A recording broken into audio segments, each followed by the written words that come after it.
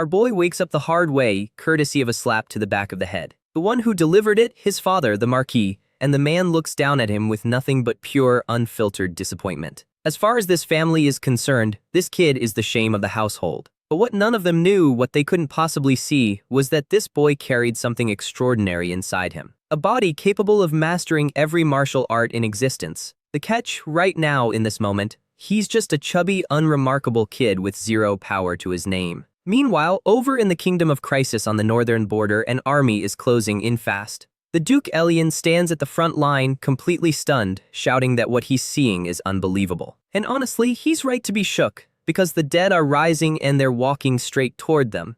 Elian mutters that the numbers are beyond anything he imagined, and on top of that, there's the nightmare poison to deal with. A soldier urgently tells the Duke to look up, and the moment he does, his blood runs cold, because standing among the undead horde is an undead knight, Durian. Not even one of the 10 high-level knights among the living could guarantee a win against this thing. Elian says the math is simple. With their current strength, they cannot win. They need to fall back and hold the line, but Elian himself shuts that down immediately. The wall is already crumbling. If that gate falls, the kingdom is finished. No matter the cost, they have to hold today, but before anyone can process that, something flashes past his side. A young man on horseback, crimson cape billowing behind him, tears straight into the battlefield and takes it over. Elian shouts, demanding to know who's charging in so recklessly, and then a soldier recognizes him. They're reinforcement from the southern Marquisate of Rocks, Urin Rocks. The one who fights with daggers. The soldier tries to warn him his opponent is Durian. A mere dagger could never do damage against something like that, but then the weapon is already airborne and it drives straight into the zombie's eye, sinking deep. And in one clean motion, the undead's head is severed clean from its body. Elian is completely stunned, and a nearby knight wonders out loud, was Durian really that weak? He can't wrap his head around it, because Urin just flings his daggers. Each one finds a zombie, and the moment they connect, the monsters begin to dissolve, their massive forms breaking down like they were never a threat to begin with, melting them all in a single strike each. The crowd watches in disbelief, wondering if this man was sent down from the heavens. Urin, for his part, thinks that's ridiculous. It was simply anything that was good for the body, he took it for himself, every single bit of it. 6 months earlier, the young man jolts awake out of nowhere. He's confused, has no idea where he is, and then a maid rushes over, calling out to the young master. Urin lifts his head and immediately clocks that she's a beauty, but something's off. Her clothes are strange, and she's carrying a sword. The woman asks how the young master is feeling. She says she'll go call the priest right away. Urin extends his hand to get her attention. He just wants to ask one thing, but the girl has already walked out. He drags himself out of bed, genuinely baffled about where on earth he is. And he looks to the side and catches his own reflection in a mirror. He stares at the chubby figure staring back at him and cannot believe it. Where did his actual body go? Why does he look like this? He refuses to accept it. He's convinced himself this has to be a dream. If he just goes back to sleep, surely he'll wake up where he's supposed to be. The priest walks in and greets him, says it's good that the young master has finally awakened. And then a man storms into the room and immediately starts laying into him. The disgrace who tarnished the family name has finally decided to open his eyes. The priest steps in, telling his lord that the boy just woke up and the punishment can wait. The man grumbles, and the priest explains that for someone who was beaten unconscious, he's actually not in terrible shape. His mind is stable and most of the wounds have already healed, small mercies. But the lord roars that he would have preferred a different outcome because this boy had the nerve to harass his own fiancée. He's an absolute beast, 19 years old. It's long past time to grow up. His younger brother has already awakened his aura, and yet here's the older son still carrying extra weight and without a single drop of energy to show for it. Urin just sits there repeating that back, completely floored. The lord turns to leave, but not before issuing a warning. Once he's recovered, he will go to her and beg for forgiveness. Urin echoes the word, her. His father confirms it, his fiancée Ilya, and if she doesn't forgive him, the real punishment begins. He asks if that's understood and the protagonist just quietly accepts. The lord adds one final warning: whatever else happens, he must stop dragging the family name through the dirt. Urin sits there trembling, quietly piecing it together. Is this really who he is now? Which would make him Urin rocks. The lord stops. He heard that. He spins around and smacks him for having the audacity to call his own father by his first name. The fat kid takes the hits for several solid seconds. The priest tries to intervene, calm things down, but it's not working. Urin is sitting there thinking this cannot be real. This has to be a dream, a nightmare. He blacks out, and when he comes to a while later, he shoots upright, startled. Why hasn't he woken up back in the real world yet? The woman approaches again, asking if he's finally come around. Yurin calls out to her Eren, and she responds, but she gets confused when he just goes quiet after that.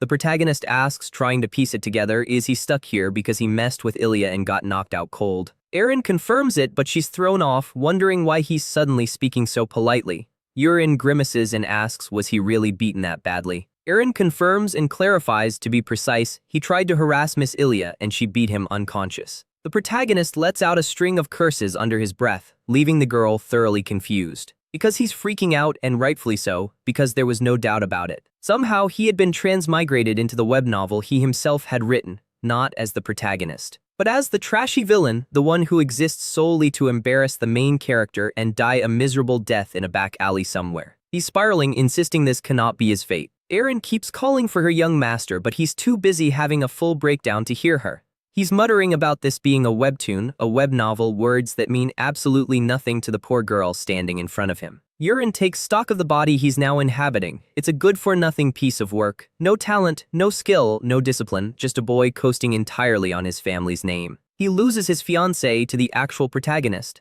then tries to ambush him for revenge. It's beaten up instead. It ends his story dying pathetically in some nameless alley. That's the whole arc. Yurin's mind is racing. How is he supposed to survive in a world like this? It's a full-on fantasy setting and he has no clue what this body is even capable of. But here's the thing, he knows the story.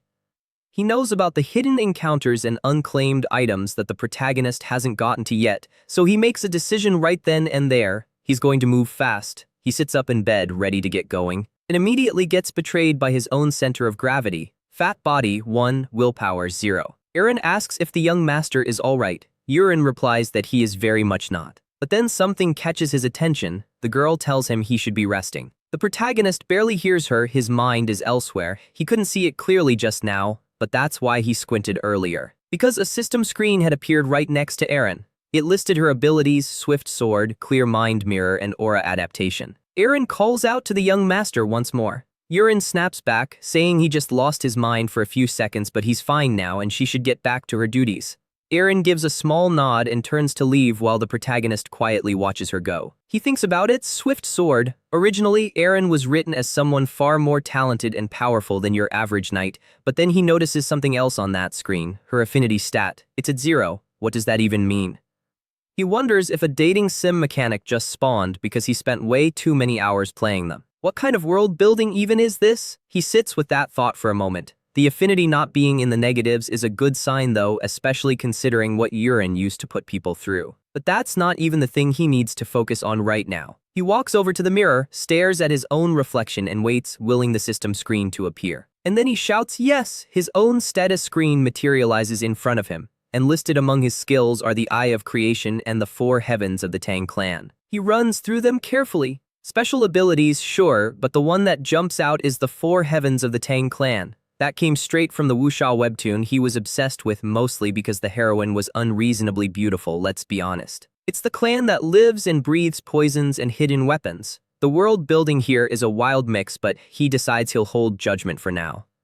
Because if he can actually learn the martial arts of the 4 Heavens of the Tang clan, his chances of surviving this world go up dramatically. This was a legendary school from the 4 Heavens province in wuxia lore, renowned across the land for their mastery of various poisons, and their specialty in silent, untraceable assassination. He has no idea why it's here in what's supposed to be a medieval fantasy world, but if it means he can unlock real abilities, he's not complaining. Wellington walks back to his chambers. He's nearly there when Eren calls out to her lord. He asks if his son has woken up and the girl confirms it. Wellington wants to know how he seemed.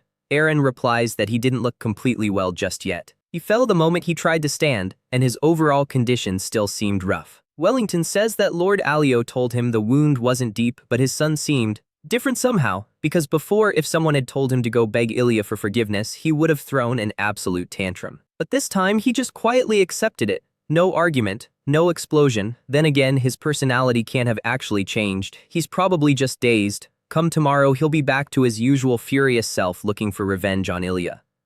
Eren gently says she believes the young master will gradually get better. Wellington turns away, clearly irritated, and the girl is caught off guard by his reaction. He says that even he, as the boy's own father, has given up on him, and yet this girl still believes. He feels bad for her.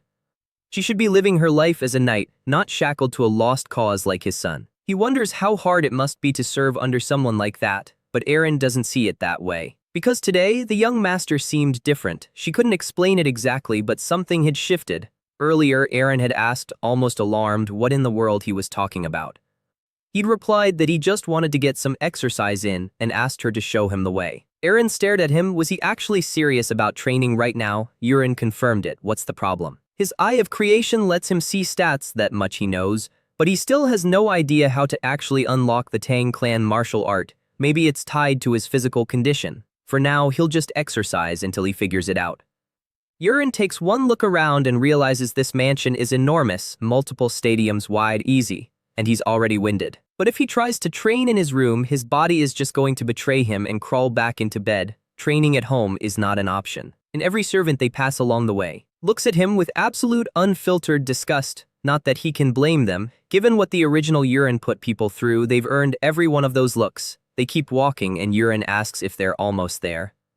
Eren says they're close. This is the third training hall, and most of the knights use the first and second ones. Then Eren suddenly stops. There's someone standing ahead of them. He pulls up the Eye of Creation and clocks the affinity stat immediately, 91, with a chance of taking his life. This was Rika Alien, and the man calls out casually, greeting the young master. He asks what brings him all the way to his training hall. Eren recognizes the name immediately. The man laughs, says it's an honor that the young master still remembers him. Eren forces a grin, but his eyes drop to the sword at the man's side and he tenses up. He pulls Eren aside quietly, asking if something happened between them. Eren asks if he really doesn't remember. Because a few years back, when the Marquis forced him to train, the young master, furious and humiliated, turned on Rika, who was just an apprentice knight at the time, and cut his face with a sword while laughing about it. After that, the Marquis gave up on making him train entirely. Eren goes pale. No way. Rika glances at him from the corner of his eye. The man is thinking one thing, hopeless piece of trash. Yeah, Eren's made his decision. He's getting out of here. He asks if there's another training hall he could use by himself. Eren says there is the fourth hall, but it's far out of the way and the equipment is in poor condition, so it sits empty. Eren's face lights up. Perfect. That's exactly where they're going. He needs to lose weight properly anyway. The bodyguard accepts and tells him to follow. She leads him to the fourth training hall, and by the time they arrive, Eren is already panting from the walk alone. He looks down. There's a table of equipment laid out, and his mind immediately goes to the Tang clan of Sichuan, a school built around throwing weapons. Might as well give it a shot. He eyes the targets lined up in front of him. Eren picks one as his mark, raises a dagger up to eye level, pulls his arm back, and throws with everything he's got. The dagger clatters to the ground, not even close to the target. He groans internally, thinking he was this close to unlocking something. Then he notices Eren standing behind him, watching. He quickly makes up an excuse. He just threw it for fun. No big deal. Right? He should build basic stamina first. He announces he'll run a few laps around the hall. She doesn't need to babysit him. She's free to do whatever she wants while he trains. Wellington hears all of this secondhand and cannot believe what he's hearing. Because Eren had actually gone to the training grounds and started working. For real, it was bizarre. He wondered how long it would last. 3 weeks pass. The Lord states it plainly, 3 full weeks and the boy hasn't stopped. He's lost a significant amount of weight. His whole appearance has changed, well, as expected of his son. Without all that extra weight, the kid is actually quite handsome. He wonders if the boy has truly matured. Back at the castle, Eren looks in the mirror and acknowledges he's dropped a lot of weight. But the Tang clan of Sichuan technique still won't unlock, not even a crack. He gives himself 1 month. If it still hasn't moved by then, he'll just go straight for the protagonist's lucky encounters instead. Eren arrives right on cue with dinner and he thanks her. It's Kyrene soup, a nutrient-dense meal specifically designed for burning fat and building muscle. Eren stares at it and immediately starts complaining. Eren asks if he's tired of it. He confirms 3 straight weeks of nothing else. He is done with this soup. Eren turns to him with a look and asks plainly, "Young master, what exactly do you want, to lose weight or to become a knight?" Eren says he wants to be a knight. Eren tells him that in this territory, even the Marquis himself eats Kyrene soup after training. So the young master needs to stop complaining and eat the soup. Eren reluctantly picks up the spoon. Live and learn, he supposes. He mutters about what kind of old-world custom this is. But the soup has been working. He's lost real weight, so he'll deal with it. He scoops some up and brings it to his mouth, and immediately something feels off, different from every other time. Today, the Kyrene soup tastes a little wrong. A system screen flashes in front of him, warning that he has ingested poison. But then, a second notification chains right behind it. because ingesting that poison just fulfilled the unlock condition for the Tang clan of Sichuan. The skill has been unlocked. Yuren sits there completely speechless. Across the estate, the Marquis hears a knock at his study door and calls for them to enter. It's his wife, carrying tea. Kaina, his second wife, sets it down and asks what he's been staring at so intently. Wellington says he was just admiring how beautiful the garden looked. Kaina mentions she's been tending to it herself with great care, and her husband compliments her on it. But then she wraps her arms around him from behind and asks in that careful, pressing tone when he's finally going to name Colin as his heir. He had mentioned it before, after all. It's already been decided, better to just make it official and move quickly. Wellington gently pulls away and says her name, Kaina. He tells her it's going to take a little more time. Kaina pushes back, he said last month. The Lord agrees but adds that she's probably heard the rumors by now. Recently, it seems Yuren has finally come to his senses, and as the eldest son of House Rocks, if he truly applies himself, he could be a worthy successor. Kaina says she's heard, yes. She was worried at first, but at least he seems to have recovered.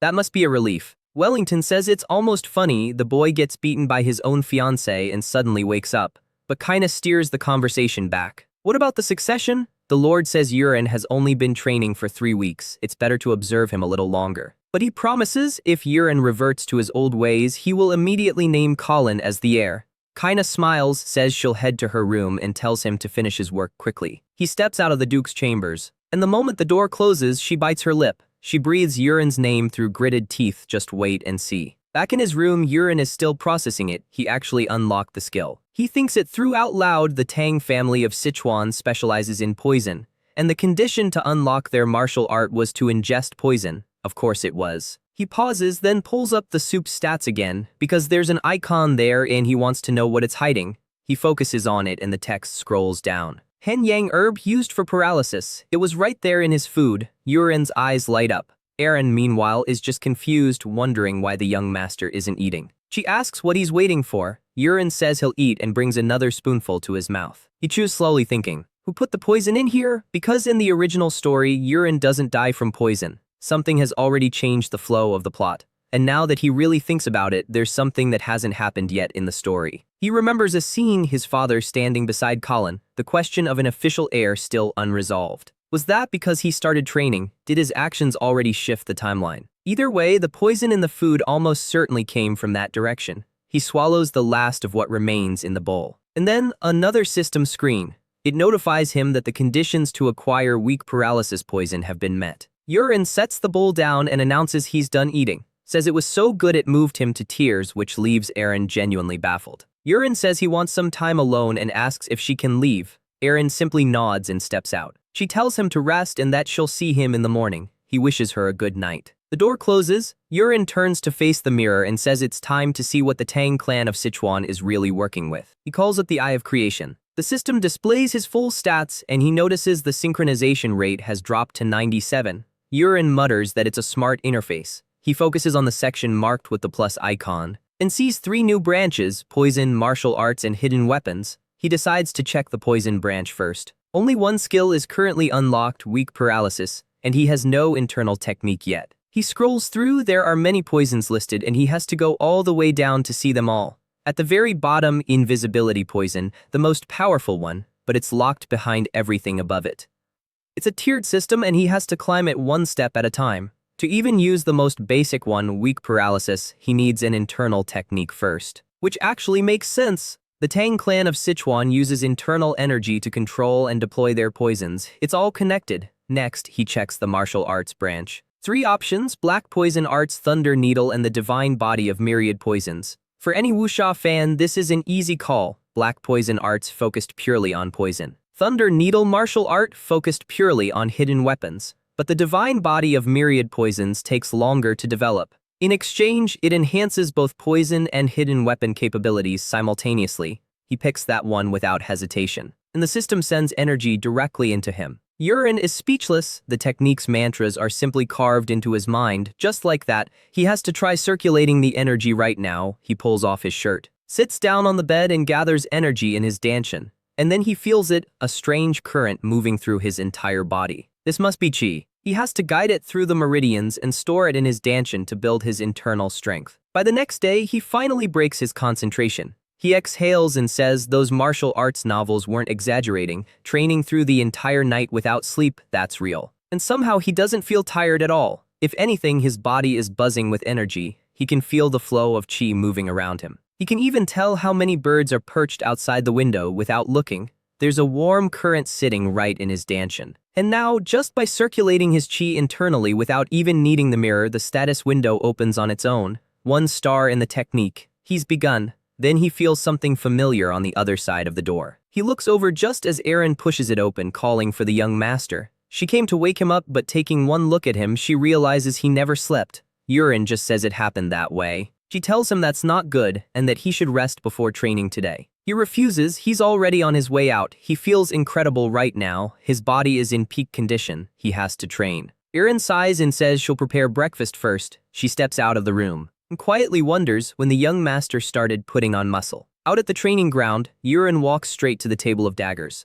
He picks one up and confirms to himself it's time. He gets into position, and then he notices something he hasn't seen before. Right there in his field of vision. A crosshair, like he's looking through the scope of a first-person shooter. He lines it up precisely on the target. His body moves quickly, arms swinging back. Aaron watches from the side, quietly concerned. Aaron releases the weapon. It punches through the target dead center, releasing a burst of purple aura on impact. He actually did it, and his bodyguard is visibly impressed. The protagonist follows it up, unleashing hidden weapons from the system one after another. Aaron steps forward, stunned. She asks what in the world he just did. Aaron answers honestly, he's not entirely sure. He guesses the results of a month of hard training are finally starting to show. Aaron's response is just no way, absolute disbelief. Aaron realizes this is the first time he's seen her genuinely shocked like this. He wonders if he should push it further. He picks up another dagger. He thinks through it carefully when he throws this one. He can feel his internal energy surging from his dantian, running down into his arms,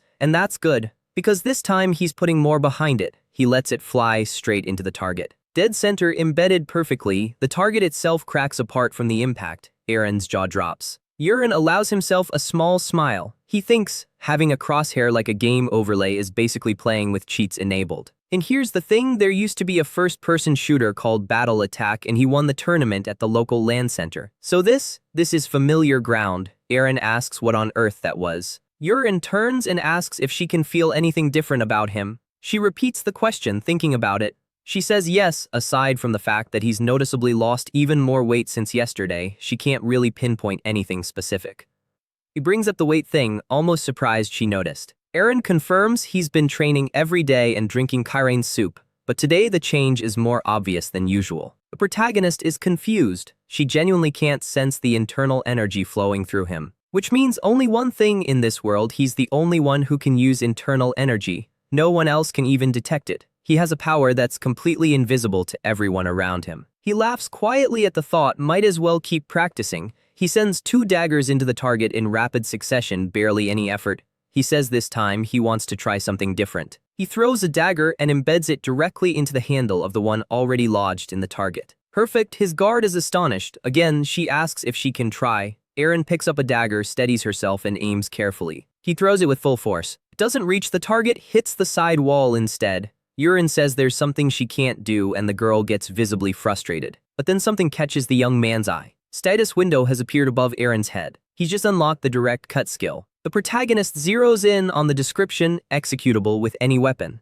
He says he wants to test something while Aaron continues to be annoyed that her throw didn't work. He wonders if he can use this skill with what's in his hand. He tells Aaron to step aside for a moment. She looks at what he's holding and asks what that is. It's a broken wooden sword. The protagonist raises it up to its highest point, feeling a tremendous surge of internal energy rushing from his dantian into his arms. He throws it, executing the direct cut. The broken wooden sword buries itself dead center in the target, and everything around the impact point shatters. Aaron stares, completely at a loss. She asks what in the world that was. She wants to know what kind of power he has. Aaron shrugs and says maybe it's just practice paying off. His bodyguard replies that is absolutely impossible. The protagonist shifts the conversation. He knows she's been reporting his training progress to his father, so he has a request. He needs her to keep what she just saw a secret, at least for a while. Aaron asks why. Aaron explains that he's still testing a lot of things right now and he'll explain it all himself later. She just needs to wait. She accepts, and so the day moves on. The household staff says their good nights, wishing each other well and saying they'll see one another tomorrow. The same routine plays out. A man named Peru exchanges the usual pleasantries and accepts. He walks off calmly and then quietly changes direction. Yurin watches him go with a cold expression. He pulls up the Eye of Creation. Peru, affinities 0, abilities, poisonous touch and agile movement. Yurin connects the dots immediately. That ability, he could put poison directly into food. It was definitely this guy. So it's time for the real test. Yurin lets an arrow of energy form in his hand, aimed right at the man's back. He whispers the invocation for the paralytic poison. His aura descends into both index fingers. Peru suddenly feels something wrong in his body. He spins around and collapses, screaming that he can't move. The protagonist walks over to the man crumpled on the ground. Test successful. He checks the system, total duration 1 hour. He hoists the man onto his back. Time to move him somewhere quieter. As night falls elsewhere in the estate, Peru is conscious and in pain. Yurin crouches in front of him and tells him to pull himself together. He asks if he knows who he is and if he's thinking clearly. Peru just trembles. The protagonist tells him plainly if he wants to live. He answers correctly. First question, was he the one who put poison in the soup? He has a few things he needs answered. 1 blink for yes, 2 blinks for no. Does he understand? Peru blinks once. Good. Yurin asks again, was he the one who poisoned the soup? Peru stares at him coldly, then blinks once. Yurin asks if the poison used was Han Yang herb. Peru goes still, clearly startled, then blinks once. Next question. The protagonist states it directly. The one who ordered the poisoning was the Knight Commander, Martian. Yurin watches Peru's eyes and is surprised by the answer. Peru denied it. Yurin leans in and tells the man not to lie. He can read him completely. And if he tries to deceive him, the next thing he'll feel is a dagger at his throat. He asks again, was the one who gave the order Miss Kaina? Peru's fear spikes visibly, but he denies that too. Yurin studies him. He genuinely doesn't seem to be lying. So who was it? He decides to play a little theater. He holds something out and tells Peru to eat it and swallow. He calls it the initial poison. The man swallows, and the protagonist tells him calmly from this moment on he has exactly 1 month left to live. If he hasn't received the antidote by the end of that month, every organ in his body will dissolve. For now, his best option is to do exactly as he's told. Does he understand? Peru agrees. The protagonist touches the man's head and begins releasing the paralysis poison. And just like that, Peru's body is free again. Yurin tells him he can move and speak now. Peru acknowledges.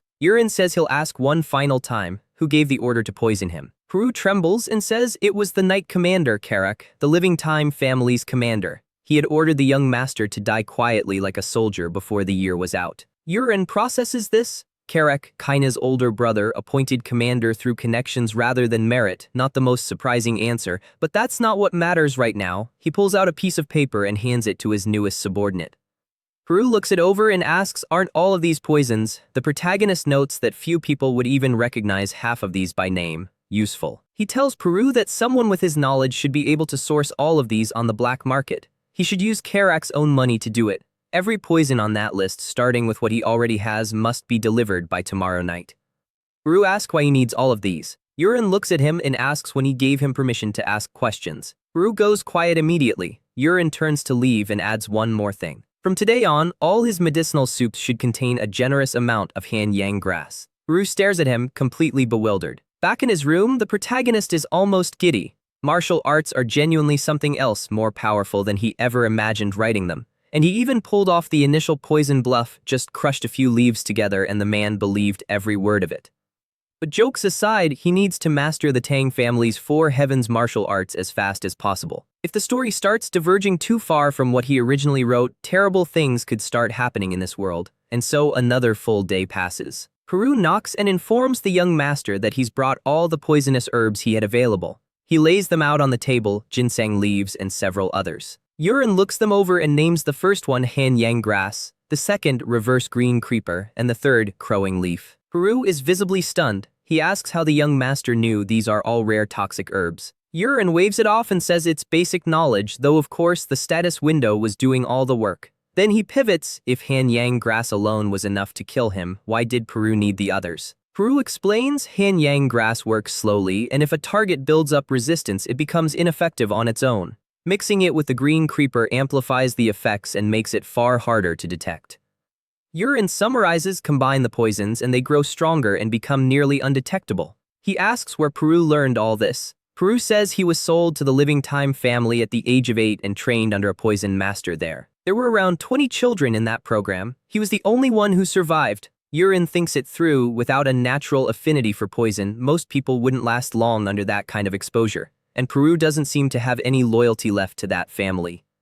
He's gained a genuinely useful person here. He tells Peru he did well and that's all for tonight. Peru thanks the young master and wishes him a peaceful night. The protagonist is left alone in the room. He thinks it's time. With all these poisonous herbs laid out in front of him, he's going to eat every single one. He brings the first one to his mouth. His body immediately protests. The taste is horrific. He's fighting the urge to vomit. System chimes in. All poisons have been ingested. Critical danger detected. He must meditate immediately and advance to level 2. The protagonist takes a long, slow breath, and then he commits, concentrating with everything he has. Another day goes by. Erin knocks on the door and announces it's morning. She pushes it open and immediately notices the young master is already awake. He's sitting perfectly still on the bed, deep in meditation. She stares and asks what in the world has happened to his body. Urine has reached 2 stars. He's acquired the draconic treasure martial art and 3 additional poisons. He comes out of meditation with a smile already forming. Erin wants to know what happened to him, but then the smell hits her. She scrunches her face and says something in here stinks.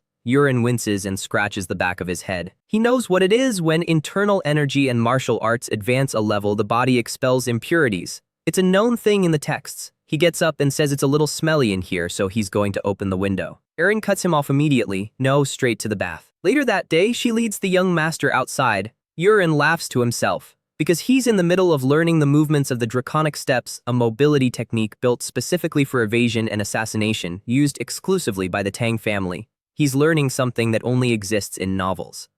Or at least it used to. For now, he just has to imitate the movements and get the feel of it. He starts practicing the footwork as he walks. Erin glances back and immediately stops. She asks why he's suddenly walking like he's drunk. Is something wrong with him? He tells her he's fine, she shouldn't worry. He continues weaving side to side with a grin. Erin asks again if he's really okay. He explains they're heading to Training Hall 1 today, which means a lot of knights will be there. He assures her he'll be completely fine. He's just curious to see how the other knights train. Nothing more. She doesn't need to worry. Erin tells him they're almost there. Inside, the knights are training hard. Swords swinging overhead. And from side to side in clean, practiced arcs, one knight does a double take and asks who that is. Someone responds that the woman is the eldest young master's attendant. But then, who's the handsome young man walking behind her? The realization spreads across the room. That's the young master. He lost a massive amount of weight. They're stunned, whispering about what kind of sorcery he used to go from what he was to this. Urine clocks every word. They think they're being quiet. His internal energy picks up every whisper in the room with crystal clarity. Erin points out a figure across the hall, training intently by himself.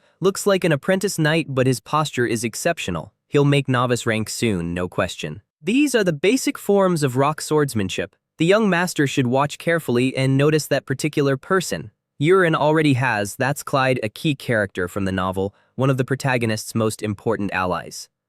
He'd never written about Clyde's past before the story picked him up. Clyde keeps drilling his sword forms and Urine watches with interest. Fascinating that he's here of all places. An opportunity will come, just not today. Right now, his focus is on a different group, several knights here who have a negative affinity with him. You're about to become his test subjects. First up, the chain poison. He picks a purple-haired knight as his target. He activates the chain poison, and the knight instantly buckles from sudden pain. He drops to one knee, and the others immediately rush toward him. They ask what's wrong, whether he needs to excuse himself, but he shakes his head. He's salivating, barely holding himself together, trying to breathe through it. He collapses to the floor, and the knights shout for someone to get a priest. And then the pain vanishes. His captain crouches over him and asks what just happened. The knight says the pain is gone. The captain stares at him and asks if he was playing around, tells him to get up. The knight insists it was real, but no one's buying it. Urine watches from the side. Good. Now he activates the soul dismantling mist. It induces fear and complete confusion in any target within a certain range. Suddenly, one of the knights hears something, a loud sound no one else seems to register. And then the man in front of him transforms into a horrifying demon right before his eyes.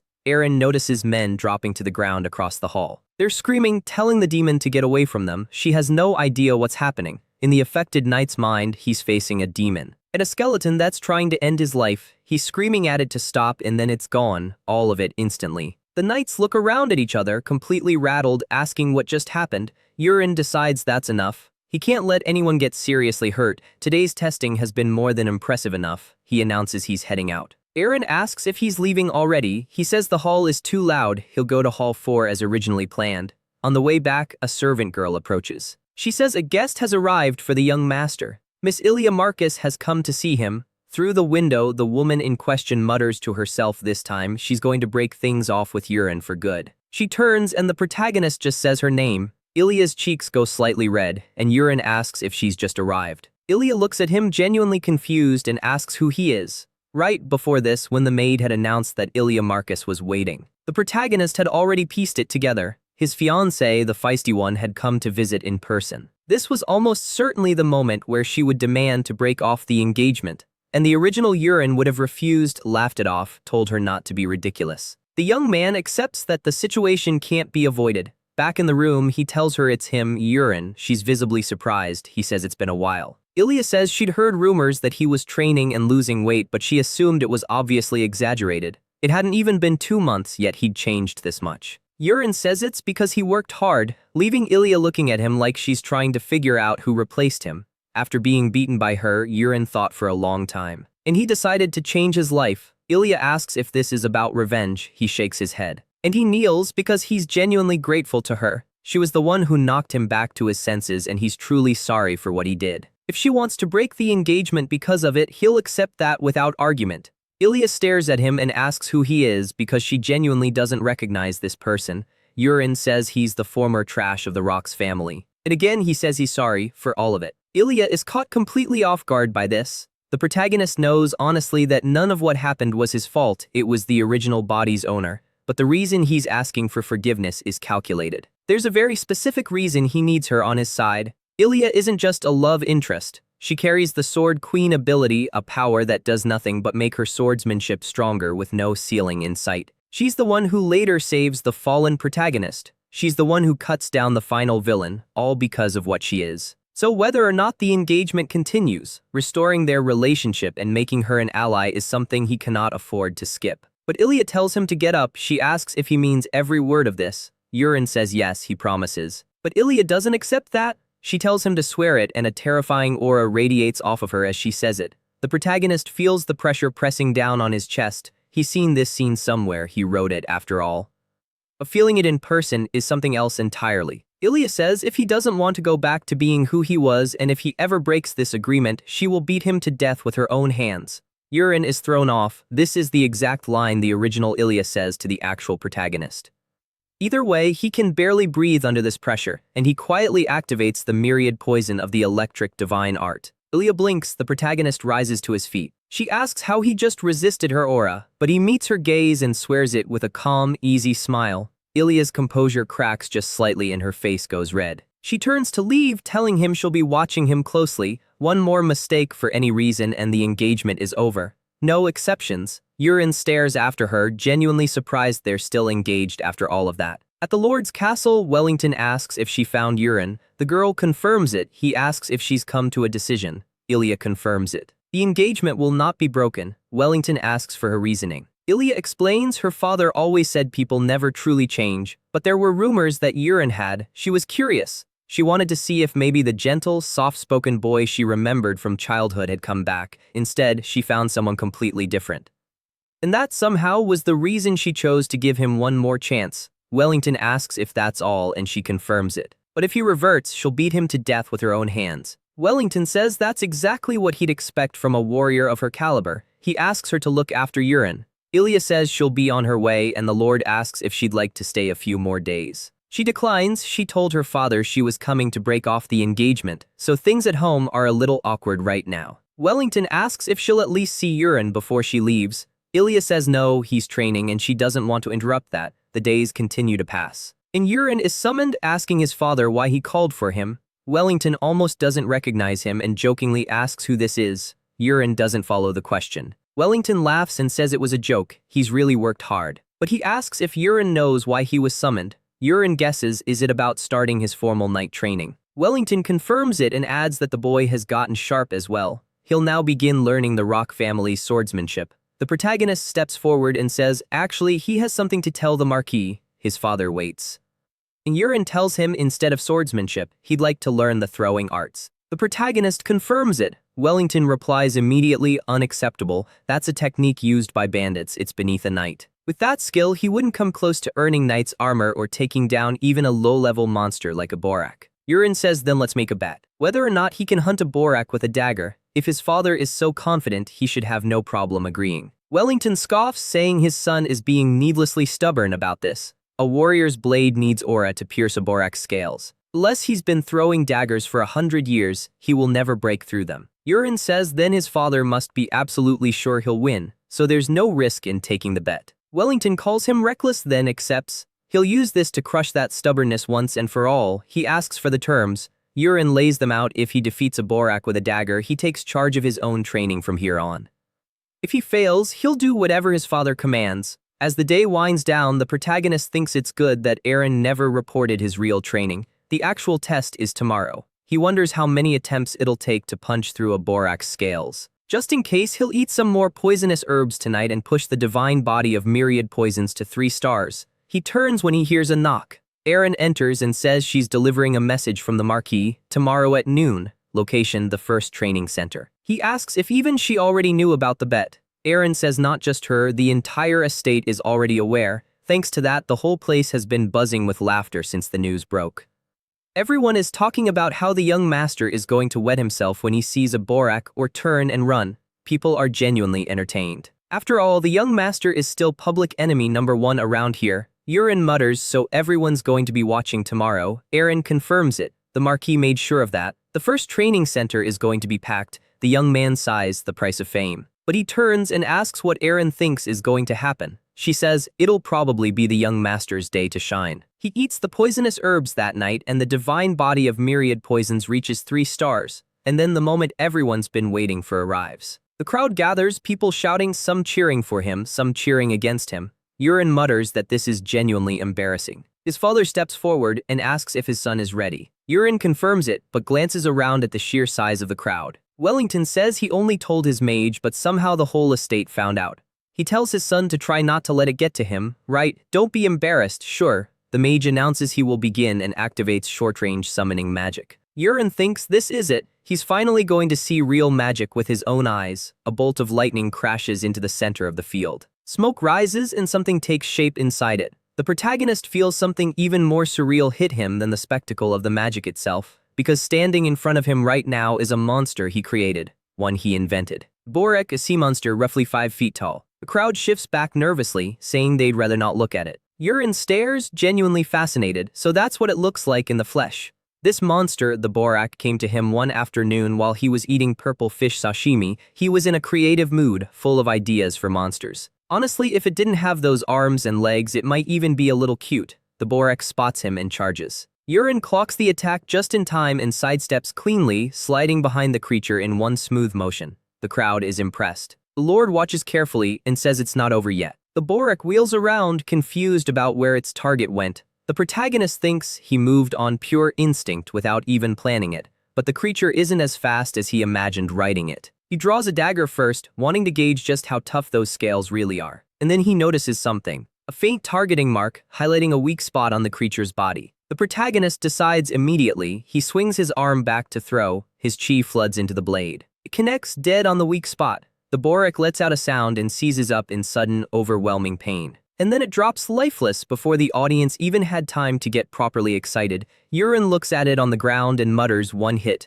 It went down in 1 hit." The crowd erupts. Wellington stands completely still in total disbelief. Everyone is shouting the young master actually did it. He defeated the Borak. They can't believe what they just watched. The applause rolls through the crowd until one voice cuts through it all, calling Yurin a brat. His father demands to know how he did that. The protagonist says he aimed carefully and hit the right spot. Wellington refuses to accept it. A Borak killed by a simple dagger, that's impossible. The protagonist asks would the great Marquis Wellington Rocks go back on his word. The mage steps in and tells the Marquis there is a small scaleless spot underneath the Borak's arm. The young master hit it precisely. Wellington says it was pure luck, but Yurin says a bet is still a bet. His father raises a hand, one more round, he'll sweeten the deal. If Yurin wins this time, he'll be granted one wish, anything he asks for, but if he loses, he goes back to learning swordsmanship as agreed. The protagonist's eyes light up. His father adds this time his opponent won't be a Borak, it'll be a knight. He asks if Yurin accepts. The protagonist says yes, he doesn't mind at all. In fact, if anything, this is exactly the opportunity he was looking for. His real target was the knight's commander, Karox. He wonders if this bet could be the perfect opening to knock that guy's arrogance down a few pegs.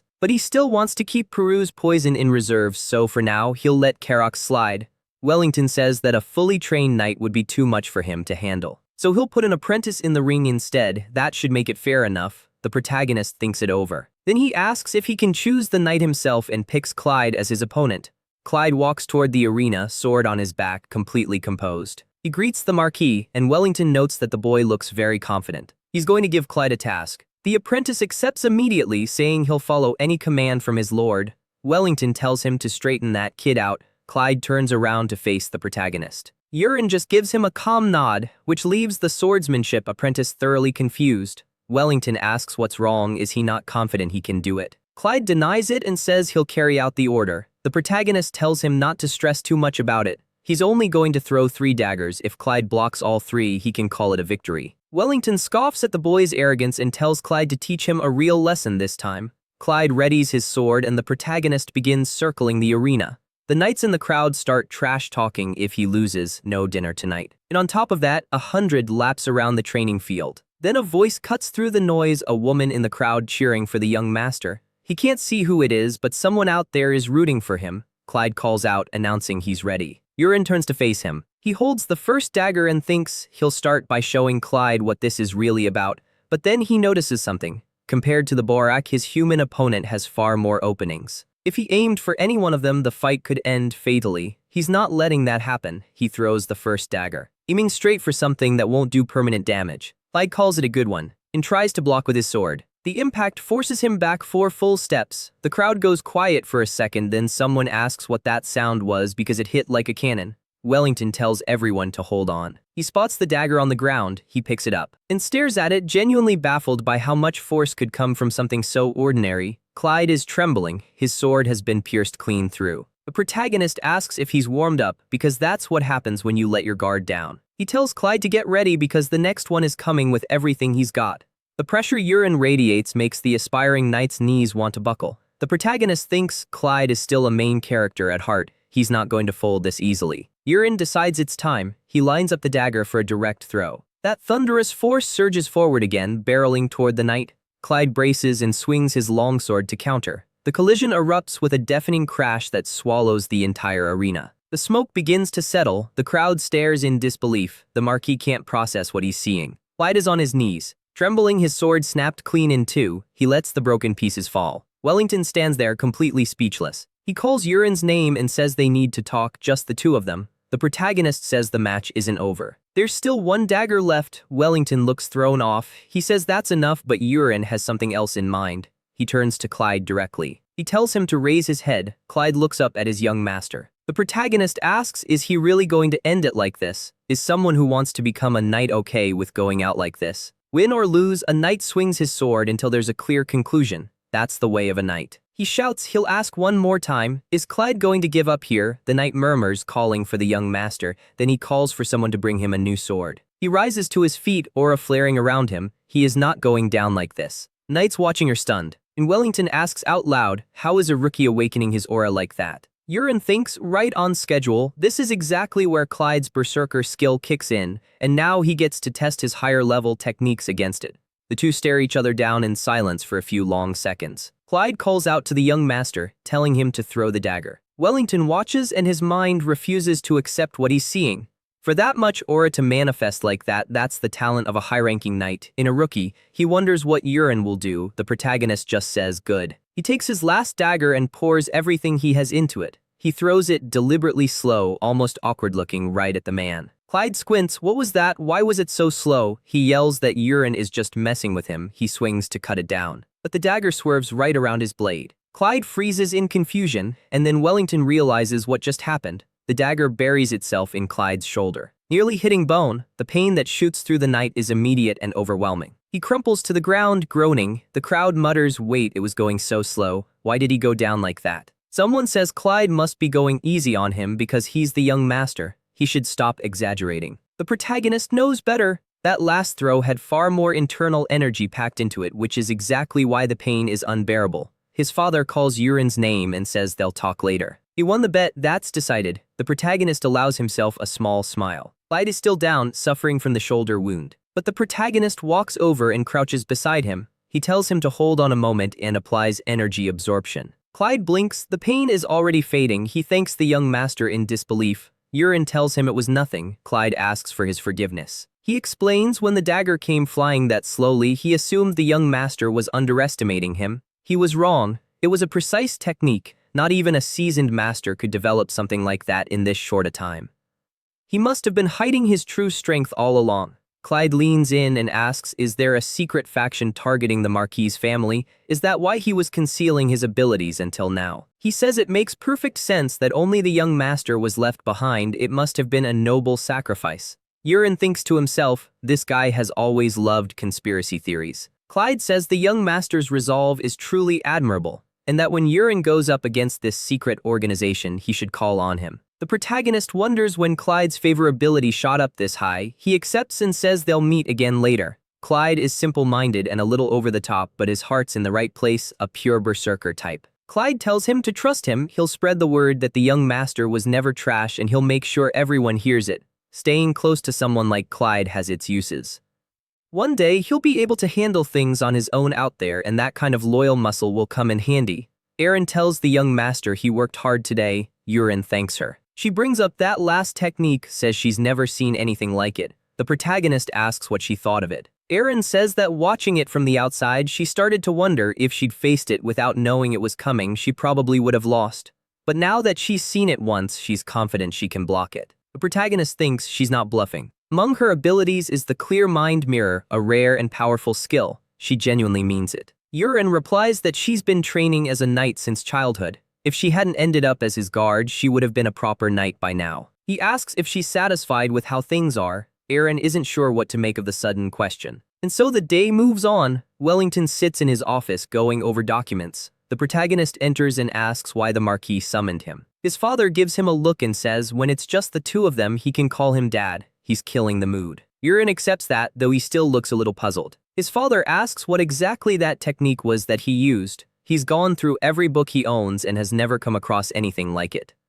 It's been barely a month since he started training, and no matter how rare a genius is, developing a technique entirely on one's own is simply impossible. He wants the truth, all of it. The protagonist thinks he can't tell him the real story, but he's had a cover ready for a while. He says he found a book. His father asks what kind of book. Yurin explains he was walking through the estate library looking for training manuals. And he stumbled across something on the floor. He wondered who had left it there as he leaned against the wall, and then, out of nowhere, a book fell from the top of a dusty shelf. No warning, it just dropped. The cover had no title, just a strange symbol carved into it. He didn't think much of it and opened it. A light shot out from the pages and something was carved directly into his mind, and then the book vanished entirely. Wellington's expression shifts. He says that sounds like a magic tome. The protagonist nods. He reflects quietly. A magic tome was actually a rule he invented himself when writing the story. It's a vessel a great mage uses to pass down their techniques to the next worthy person. Wellington says that's exactly how magic tomes work.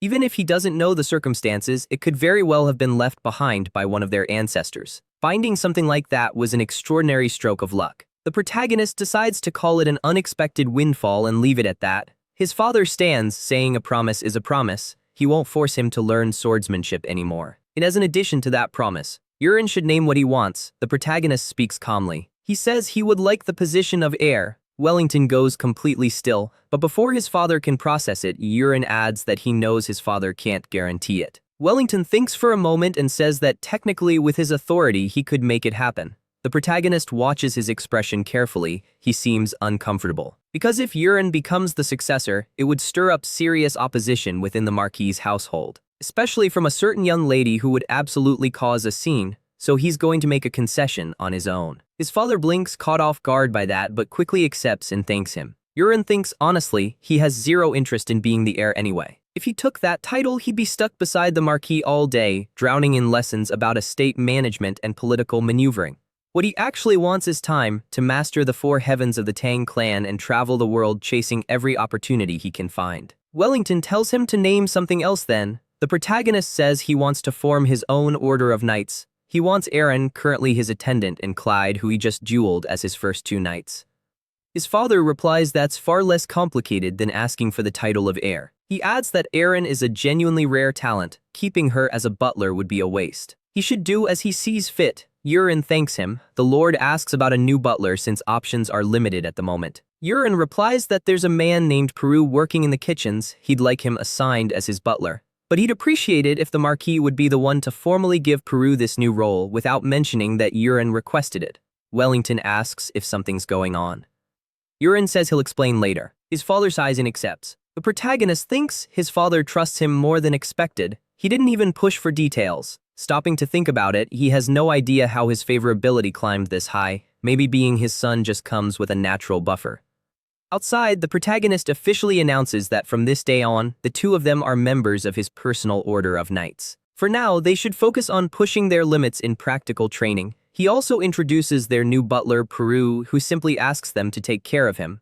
Aaron watches all of this in silence. Then she remembers she had a question from yesterday. She asks why he put someone named Peru in her place as butler. The protagonist scratches his head and explains Peru is a spy, sent by Commander Karak of the White Eagle and Miss Kaina to take his life. Aaron says that even if that's true, she can't be comfortable having someone like that nearby as a butler. The protagonist replies that from now on, the man only answers to him. Clyde raises his hand and says he has a question. Aaron says go ahead. Clyde points out even with just 2 people, it's technically an order of knights, and every order needs a chief, a commander. Traditionally, the position goes to whoever's the strongest. He glances at Aaron. Small, slender, doesn't look like much. So logically, he should be the chief. The protagonist tells him he's absolutely right. The strongest one becomes the chief, so the 2 of them should settle it with a duel right now. Only a few seconds pass before Clyde raises his hands in defeat with Aaron's sword already at his throat. She tells him calmly that his attack patterns are too predictable. He needs a lot of work, but he shouldn't give up on training. Clyde accepts that with a sheepish nod and says he'll keep her advice in mind. The protagonist nods and officially announces, with that settled, the leader of this order of knights has been decided.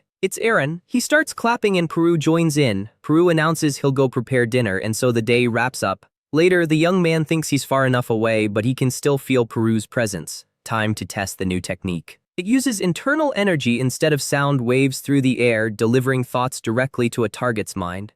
A technique that showed up constantly in wuxia stories. He reaches out to Peru mentally. Peru responds out loud, turning around, and immediately realizes the young master isn't anywhere nearby. The protagonist calls his name again a few more times, leaving his butler confused, then frightened, then fully convinced he's losing his mind. Aaron asks why he looks so startled. Peru complains he thought he was going crazy. What is this? Is this some kind of black magic? The protagonist replies that it's a form of communication. That's all. Peru mutters just as he suspected. He's not just dealing with poison abilities. He's heard that black mages can use both, so the young master must be something along those lines. Aaron is mildly confused by that logic but tells him to think whatever he wants. He asks if the poison he requested last time is ready. Peru confirms. Snake's mind, a poison extracted from 100 venomous snakes, is prepared and waiting. The protagonist tells him to make sure a generous amount of it ends up in his celebration suit. Peru goes pale at that, but he accepts and says he understands. Next day arrives. The protagonist opens his eyes after a long meditation session. He exhales slowly. Still at 3 stars, his internal energy isn't growing as fast as he'd hoped, and he has no idea how much time he has before the world's crisis hits. Staying at the Marquis's estate any longer isn't an option right now. He goes to his father's room and announces he's planning to head out. Wellington looks up. It's been a while since he's gone anywhere. He probably has some city in the Marquis's territory in mind. The protagonist confirms it. His father asks how many days he'll be gone. Aaron thinks he's going much farther than that, but there's no need to reveal that. He says he's thinking about a week. His father nods and asks who he wants as an escort. The protagonist says he doesn't particularly need one. The Lord goes quiet for a moment. Then he reminds his son to be aware of his position. He is the eldest son of Marquis Rox. Aaron replies that he's only going to a nearby city. Having a full escort would just draw unnecessary attention. Wellington raises his voice. He still doesn't understand how dangerous the world is. He's gotten stronger, yes, but that's exactly why he's worried about poison. The protagonist thinks poisons don't work on him anymore, but trying to explain that to this man would take all day. He tells his father he'll do as he says. Wellington asks when he leaves. Aaron says in about 2 days. His father says he'll have the escort prepared by then. Back in his room, Yurin thinks the escort is pointless because he's slipping out tomorrow. As evening settles over the estate, he calls Peru to his room and explains he's going on a trip. He has no money on him, so he needs Peru to bring some. Specifically, the funds that Karak gave him to purchase expensive potions. When asked if he had any hesitation about handing it over, Peru denies it immediately and says it would be an honor. He'll bring it. The protagonist asks if he has anything else on him, because the last time he saw Peru carrying poisonous herbs, he had a subspace pouch with him. A classic fantasy item, compact on the outside, capable of holding roughly a ton's worth of goods on the inside. Peru looks very reluctant about this but hands it over. Yurin accepts it gratefully, no more need for a backpack. But there's one more thing, he holds something out, his fake medicine. He tells Peru it's the 1-month antidote for the poison currently inside him. He says Peru has been doing good work and he's counting on him going forward. If he keeps it up, the complete cure will come soon. Peru's eyes light up at that. The next day, just before dawn, Yurin notes he left a decoy package in his room. Now he moves through the mansion as quietly as possible. He slips through the halls with careful, measured steps. As expected, nobody around at this hour. Then a gardener spots him and cheerfully says good morning, noting the young master is up very early today. The protagonist just plays along. But as he does, he notices something. There's an unusual amount of power coming from this cheerful, ordinary-looking gardener, so he pulls up the Eye of Creation. And what he reads stops him cold. He stares at the screen, visibly thrown off. He files that away and continues on his way. This is the first time he's been outside the Marquis's castle since everything began. And the first thing that catches his eye is the magic tower. A mage at the front desk looks up and asks how he can help. Yurin replies that he'd like to use the portal. The mage asks if he's used one before. The protagonist says no. The young receptionist explains they have a mileage system in place. The protagonist thinks just like airline points. Interesting. The mage asks for his destination. Yurin answers Asiu Castle. The receptionist notes that it's quite a distance and says he understands. The fee is 50 gold. After payment, he'll need to sign the travel passport. The protagonist thinks expensive as expected. Good thing Peru's funds were generous. For the name on the passport, he'll use a nickname Kalian, his old gaming handle. Mage asks the gentleman to follow him. He's shown into a room and told that when he hears a knock, it means he's arrived. The protagonist steps inside and takes in the arrangement. It's elegantly done. Then a bolt of lightning strikes the top of the tower. Yurin blinks, confused. But a man's voice tells him he has arrived and may exit now. Welcome to Asiu Castle. Yurin steps out and asks how he's already here. He didn't feel a single thing. The mage replies that portal travel is designed to be seamless and comfortable. It's a point of pride for mages. Yurin reflects on this. Had he written something like this into his story, he genuinely can't remember. The mage thanks him for using their services and wishes him a good journey. The door swings open, and the protagonist steps out into a completely unfamiliar place. Asiu Castle, being an eastern region far removed from the Marquis's domain, the architecture is entirely different. A new aesthetic, a new atmosphere, and the streets are packed with people. First order of business, he needs to track down a blacksmith ally. He asks a local for directions. They point him toward a small house tucked into an alley. Yurin mutters that he's been at this for a while now and still can't find the unicorn blacksmith. The sky is already getting dark. This is the last location on his list. He needs to check it now. Inside, a sword rests on an anvil. A blacksmith brings his hammer down on it in steady, focused strikes. The protagonist calls out asking if anyone's here. The blacksmith notices him, a new customer. Yurin confirms that's what he is. But he also has something he'd like to ask. Among the blacksmiths in this area, does he happen to know someone who goes by the unicorn blacksmith? The man replies that he doesn't know any blacksmith by that name around here. Yurin wonders if he's come to the wrong place. But then the blacksmith adds that said, it's actually the name he was planning to use for this shop soon. Yurin immediately pulls up the Eye of Creation. The name reads Gyronox, ability, demonic weapon creation. The protagonist thinks this is exactly the right place. He asks if he can take a look at the weapons for sale. The blacksmith tells him to follow and leads him over. Yurin walks along the wall, examining each weapon and piece of armor carefully. He asks how business has been going. The blacksmith seems caught off guard by the question.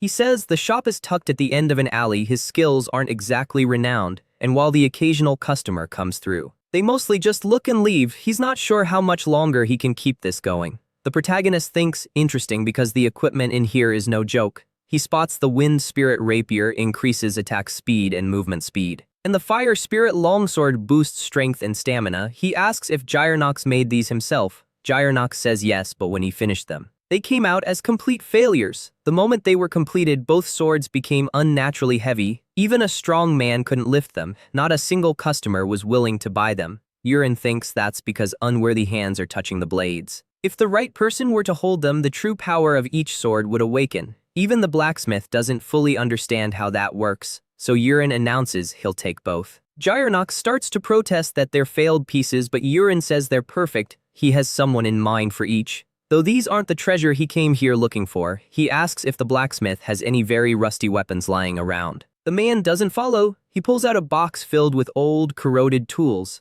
He says it's a strange thing to ask for and that he'd been setting these aside to sell off eventually. Honestly, they'll probably never be used anyway. The protagonist reaches in and pulls something out, saying this is exactly what he was looking for. Gyronox looks at it and says he didn't make that one. It was already in the warehouse when he arrived at this shop, no idea where it came from. He'd been thinking about throwing it out, but something made him keep it. The protagonist says he'll take the dagger too. And Gyronox looks surprised. He says, since everything the customer chose was defective, he'll charge just 2 gold total and throw in the dagger for free. The protagonist thinks, what a bargain. If the true nature of these weapons were ever revealed, 200 gold wouldn't be enough to buy them. But more than the weapons, it's the blacksmith he came for. So he brings up the failing business again and makes his offer, close the shop, become his personal blacksmith. Gyronox stares at him. This is very sudden. He doesn't know what to say. He's not exactly against closing the shop, but it's all happening very fast. The protagonist decides an introduction is in order. He is the invincible spear that guards the south, Yurin Rocks of House Rocks. Gyronox goes rigid the moment he hears the name, the young master of the Marquis family. He drops to one knee immediately, asking for the Lord's forgiveness. He never imagined someone of his standing would come to a place like this. The protagonist tells him to stand up. Gyronox replies that there's no need, this position is quite comfortable and the young master should just speak freely. Yurin accepts that but still insists he should get up. He thinks the feudal mindset runs deep in this world. Gyronox asks why someone like him would want to employ a struggling blacksmith. Yurin replies because of a special talent he has. The blacksmith says he has no such thing. His master used to beat him every day for his failures. The protagonist thinks sounds like he was put through a brutal training regimen. Classic. He then says he visited many forges and examined many weapons today, but Gyronox's were different. There was clear care and dedication in every piece. The swords were finely crafted and especially the grips. Meticulous work. In a real fight, a grip that gives way even slightly can cost you your life. Gyronox understood that without being told.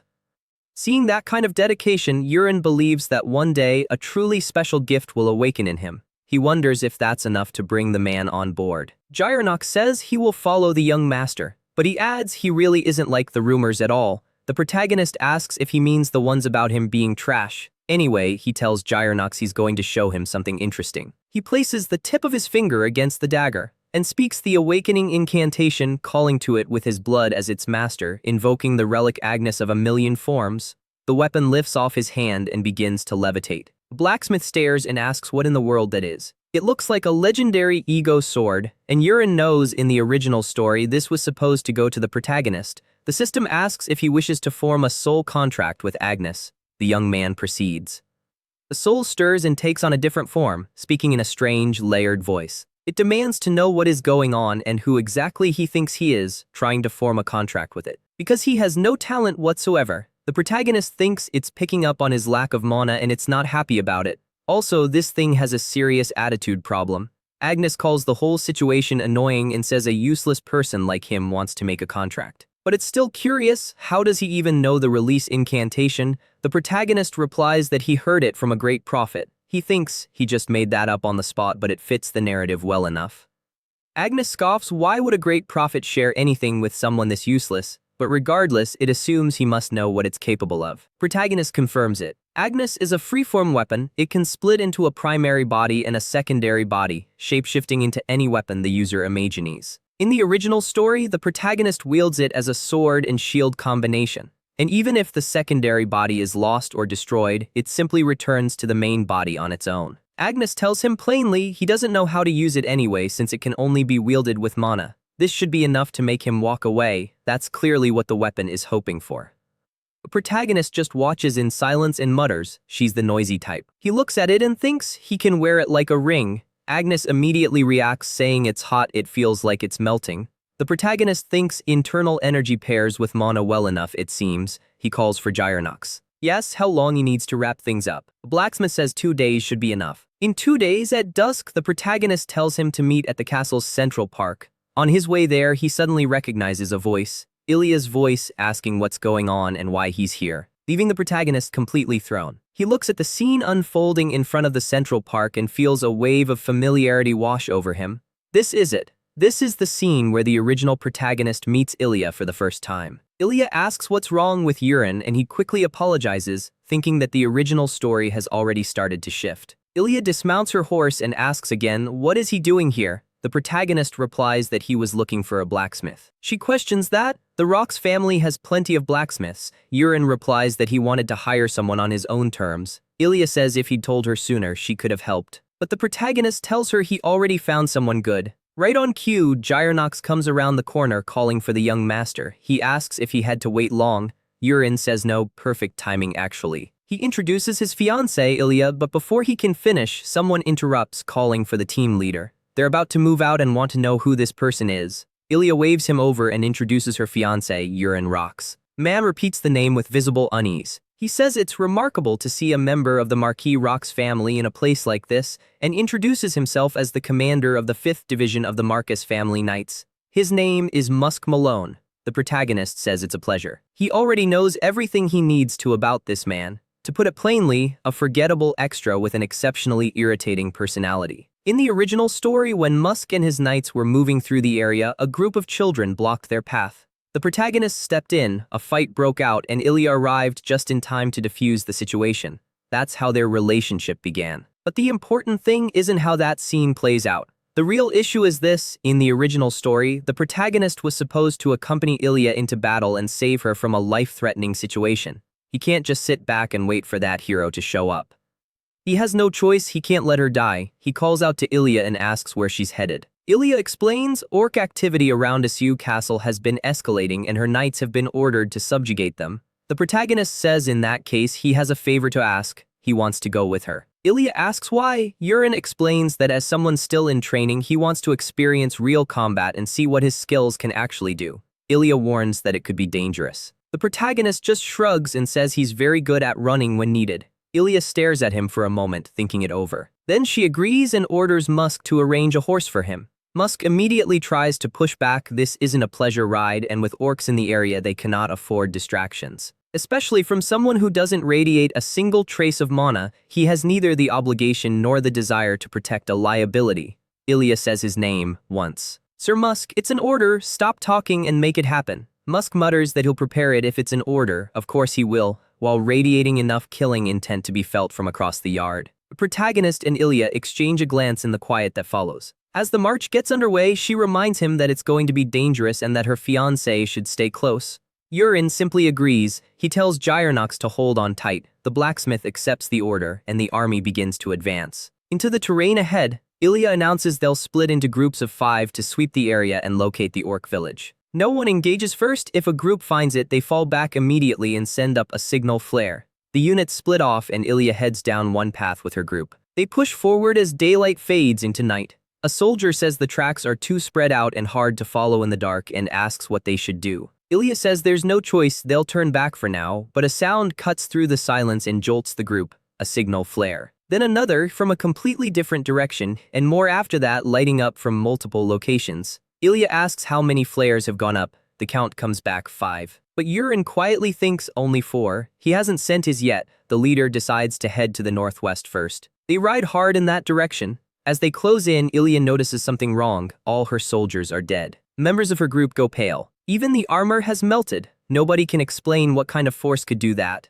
Ilya orders them to move immediately to the south toward the next signal flare. They ride at full speed, and when they arrive, same thing, every soldier gone. A companion warns they need to get to the next location fast, but Yurin cuts in. He says they can't keep moving like this. Ilya turns, saying his name. The protagonist tells her the orcs are picking off the scattered soldiers one group at a time. At this rate, there's no path to victory. They need to stop the operation now and send up a signal flare to pull all remaining forces together here. One of her soldiers tells him to stay quiet. He knows nothing about tactical field operations like this. This whole mess is because of a civilian like him interfering. Yurin thinks in the original story the protagonist got the exact same treatment. The reader's absolutely lost it watching him get blamed for everything. He's already feeling the second-hand frustration. It was cursed chapters for weeks. The comment sections were brutal. Musk echoes it. He knows nothing about battle. The protagonist tells him to shut up. Dead silence falls over the group. Then Musk collapses to the ground in sudden, sharp pain. Ilya cries out, stunned. She calls out to her fiancé. Yurin tells the subordinate to know his place. Musk whimpers and begs for forgiveness. The protagonist turns away and says he's been watching. He addresses Ilya directly. In the original story, she didn't listen to the protagonist in this moment and got too caught up in her own thoughts. Yurin tells her to assess the situation herself. Is this really the right call right now? Ilya goes quiet. Then she admits he's right. She wasn't thinking clearly. They send up the blue signal flare immediately to pull all surviving troops to their location. The flare climbs into the night sky moments later, visible across the entire forest. Yurin waits with the group. Gyrnox says the young master was something else back there. He moved them all exactly where he wanted. The protagonist says it was nothing. The blacksmith says the soldiers will gather here again, but Yurin says maybe, because most of them won't make it. He thinks that's Karuda's doing. Gyrnox asks what the young master is waiting for. The protagonist replies, a real battle. A soldier comes sprinting toward them. He calls for the squad leader and tells her to run. She needs to get out now. Ilya whips around. She raises her sword toward the sound coming from the tree line. An enormous mass of orcs emerges from the darkness, a full army marching toward them. Musk says this number is insane. Ilya stares. She turns to Yurin and apologizes. They're going to die here and it's because of her. The protagonist shakes his head. You're not dying here. She asks what he's going to do. He calls for Agnes and says time to test what they've been working on for the past 2 days, using the secondary body to forge black iron pellets. The 3-star skill he acquired, black iron explosion, something he hadn't had a chance to test until now. He hurls the pellet toward the approaching horde. It radiates immense energy as it flies. An orc swings its axe and knocks it out of the air. The orcs laugh until the pellet detonates. The explosion swallows the surrounding area whole. A massive portion of the horde is wiped out from that single throw. Yurin waves his hand and calls the black iron explosion back. He thinks Agnes's ability synergizes perfectly with his own techniques. The remaining orcs look at each other, then charge straight at the young man. He throws the pellet again. Another devastating explosion tears through their ranks. Ilya asks what he just threw. The protagonist tells her black iron spheres. He'll explain in detail later. What matters right now is that the orc numbers have dropped significantly. Ilya turns to her army and demands to know what they're waiting for. They can win this. Now is the moment. Take down whatever's left. They charge at the remaining orcs. Ilya cleaves through one in a single motion. Her subordinates push hard and with great effort bring down another. One of the watching orcs steps back and then comes face to face with something. A massive reddish figure steps into view. The orc looks up and fear registers immediately. Figure grabs it by the head with one hand. Ilya and her soldiers spin around. She stares and asks, what is that thing? It's absurdly large, and it just crushed the orc's skull without effort. The protagonist goes still. He thinks he's finally here. Karuda, the legendary orc warrior. If they don't take this one down today, none of them are walking away. Karuda lets out a roar that hits the entire area like a shockwave, rattling everyone present. He sets his sword into a stance and leaps directly at Ilya. She thinks she needs to move, but Yurin grabs her first, pulling her hard out of the attack's path. The impact craters the ground where she was standing. He says they almost lost her right there. Ilya is shaken. She looks around and sees her subordinates down. Karuda growls, locking eyes with the protagonist. Yurin throws a black iron explosion straight at him. It closes the distance fast and detonates, but Karuda stands completely unaffected. He doesn't even flinch. He roars again and begins walking slowly, deliberately toward the protagonist. Yurin thinks it's not working. He designed the orc warrior's hide to be as hard as steel. Of course it's not working. Ilya grits her teeth, calling the creature out for what it did to her subordinates. She pushes her sword aura to its limit and declares she will not forgive this. She charges at extreme speed, leading with her signature skill. Her blade clashes against Karuda's on equal footing. They trade blows, but Karuda barely shifts, absorbing everything, just defending. Her subordinates cheer, calling her incredible. Yurin watches and thinks as expected of Ilya. The Sword Queen trait is on another level, and this is still the early part of the story. She's already pushing Karuda this hard. He's even managed to cut through his armor and draw blood. That gets the monster's attention. It's been genuinely hit for the first time and it doesn't like it. Karuda lets out a roar and his aura erupts outward. Ilya looks stunned. How is an orc able to do that? Karuda glances to the side, then swings hard and fast. Ilya is forced to block. Just like in the original story, Ilya is overpowered by Karuda. Her soldiers rush in to help their team leader. Ilya admits through gritted teeth she can't defeat this monster. She tells them they have to retreat. It's the only way any of them survive. It's the only way any of them survive. But the protagonist steps forward. Karuta calls out to Urine in its guttural, beastly tongue. The protagonist just grips his dagger and throws it, launching a direct burst at the creature. Karuta deflects it cleanly with one hand. Urine thinks, as expected, a dagger thrown with the direct burst destroyed in a single block. He knew that was coming. The monster roars again. It seems to be trying to communicate with him. Then it pauses. Something on its own body caught its attention. On its shoulder guard, there were remnants of the earlier black iron explosion still clinging to the surface, and they trigger a massive chain reaction. Karuta takes the full blast. His right arm goes limp and useless. The protagonist explains the first pellet he threw was a decoy. Karuta was too focused on blocking the direct throw to notice the one he'd left behind. His skin might be steel, but not every part of him is. The problem is the weak spot is still the gap in the armor, and he can't just aim there directly. Karuta trembles. Something about this opponent has triggered its instincts. Charges with raw, brutal force. A wide horizontal slash tears through the air. Urine slips out of the way. Karuta swings again. He dodges again. Urine keeps moving, tracking the openings, reading where the monster is trying to push him. And then another explosion erupts directly in the creature's face. The protagonist says that's what it was afraid of, but he has no intention of making it easy for the creature to get a clean read on him. Karuta's eyes shift and land on Gyronox. It starts walking toward the blacksmith, and Urine screams for it to stop. Karuta launches itself at Gyronox. The protagonist curses and blasts his internal energy to its limit. He has to reach him. He floods everything he has into the draconic treasure steps. The monster's fist comes down toward the blacksmith, but Urine intercepts it at a speed that leaves afterimages in the air. The shockwave from the block strike craters the ground on impact. Karuta slowly turns. Ilya says it's impossible. That speed just now was beyond anything she can explain. The protagonist decides this ends now. He calls for Agnes. What are the high-level hidden weapons from the Tang clan's four heavens? The bloody flower butterfly. He launches it at the orc, applying the curved shot technique. The butterfly drifts slowly toward its target, graceful, delicate, almost hypnotic. Ilya breathes. It's beautiful. Karuta trembles. It tries to cut the butterfly down with its sword, but the projectile bends around every swing, slipping past every defense until it makes contact with the creature's chest. Karuta lets out a sound it has never made before, agony, complete and overwhelming, and then the final explosion goes off. Urine watches, holding his breath. Ilya is stunned into silence. The protagonist isn't certain, but with the amount of power he compressed into the bloody flower butterfly, it should have been more than enough to pierce an orc warrior's chest.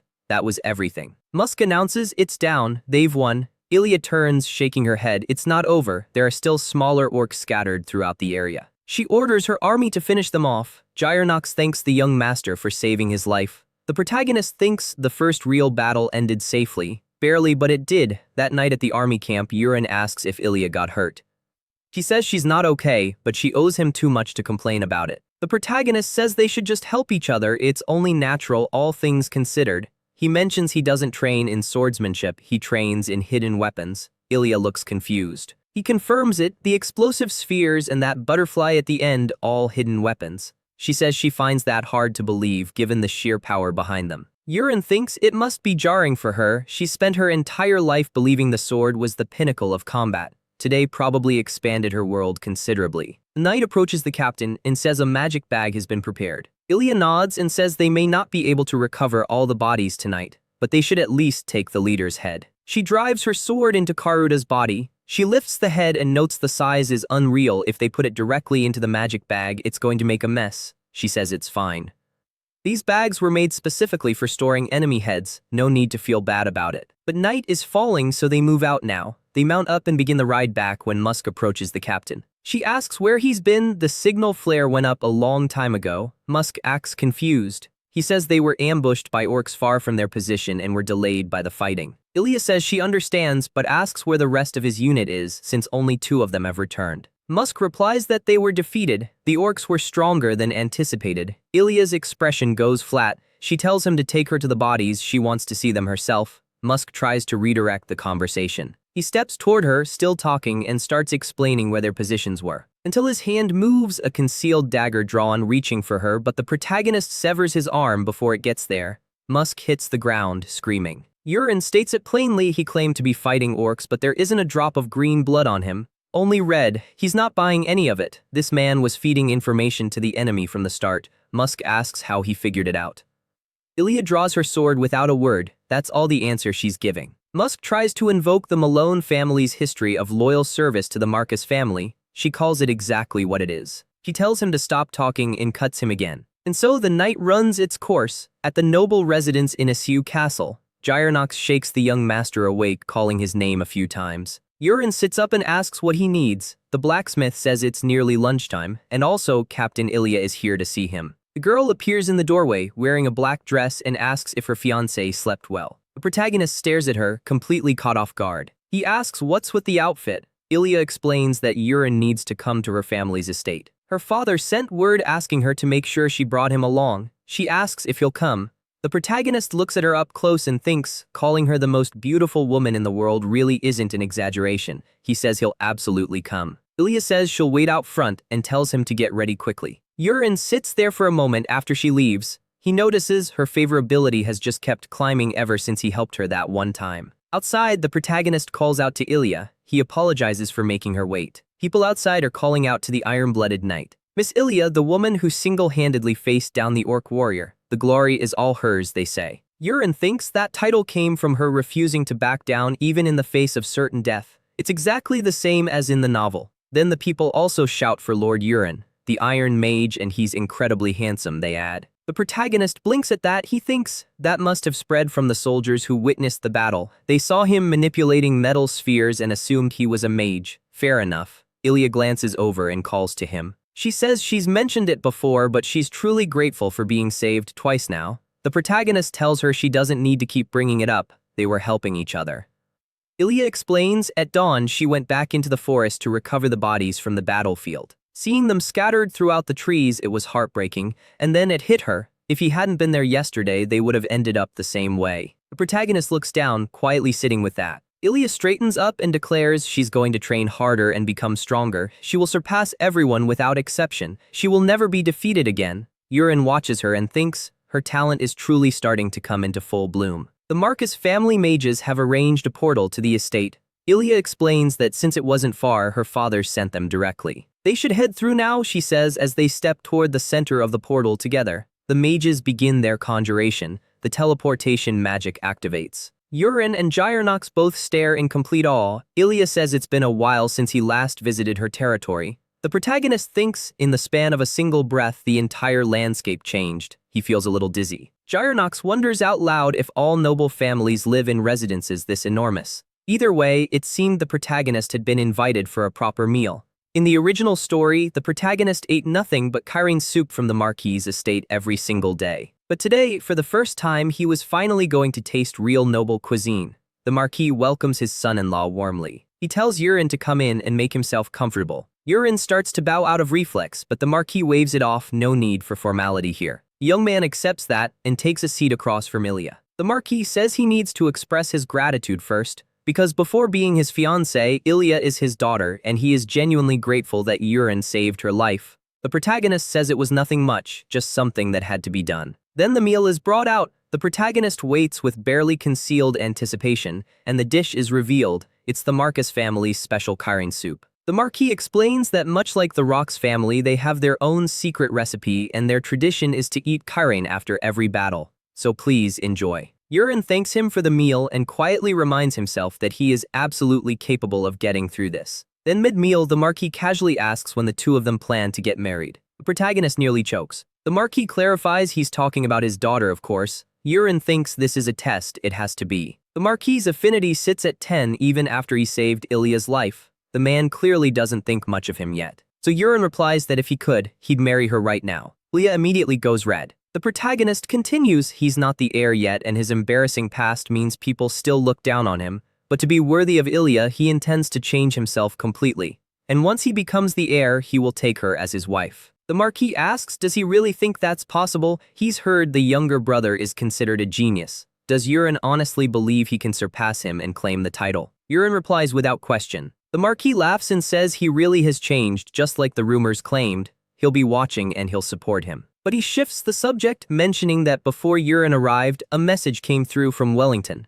News of his whereabouts had already reached the Rox family via magic communication. The protagonist asks what his father said. The Marquis tells him they'll talk after the meal. Yurin nods and glances across at Ilya eating quietly. He wonders why she's in a bad mood again. Either way, it seems he's managed to make a decent impression on Marquis Marcus. In another room, the communication begins. A mage carries a crystal sphere linked to the Rock's household. It activates and projects Wellington's image. The protagonist thinks it's basically a video call. He calls out to his father and apologizes for worrying him. His father's first response is to curse the brat. But then he asks if he got hurt anywhere. The protagonist says no. Wellington moves on quickly. He wants to know if it's true that Yurin saved Ilya and took down an orc warrior. The protagonist says he just got a little lucky. His father says he'll hear the full story when he's home and asks when he's coming back. Yurin decides he'll return the day after tomorrow. His father tells him when he comes, bring his brother. The young man goes very still at that. The Marquis mentions that Yurin will be leaving soon. He says it would be nice if he stayed a few more days, and Yurin replies that he'd genuinely like to.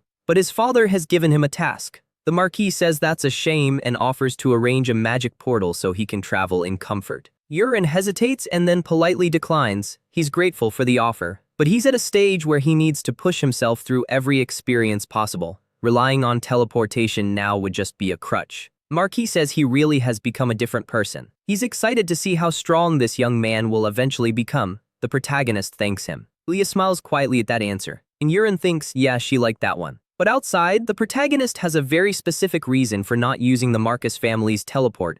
Gyronox mentions that the path to the capital is the other way. Yurin had said that's where they were headed. The protagonist says they have somewhere to stop first. The great mountain beside the Marquisate known as the Dragon's Clearing. Gyronox asks about it. Yurin says he wants to go there before heading to the forge. The blacksmith asks if the young master plans to make a wish there too. The protagonist says no, he's going to claim a treasure, one the original protagonist was supposed to find much later. They continue walking through the area, the cave known as the Dragon's Clearing, home of an ancient species.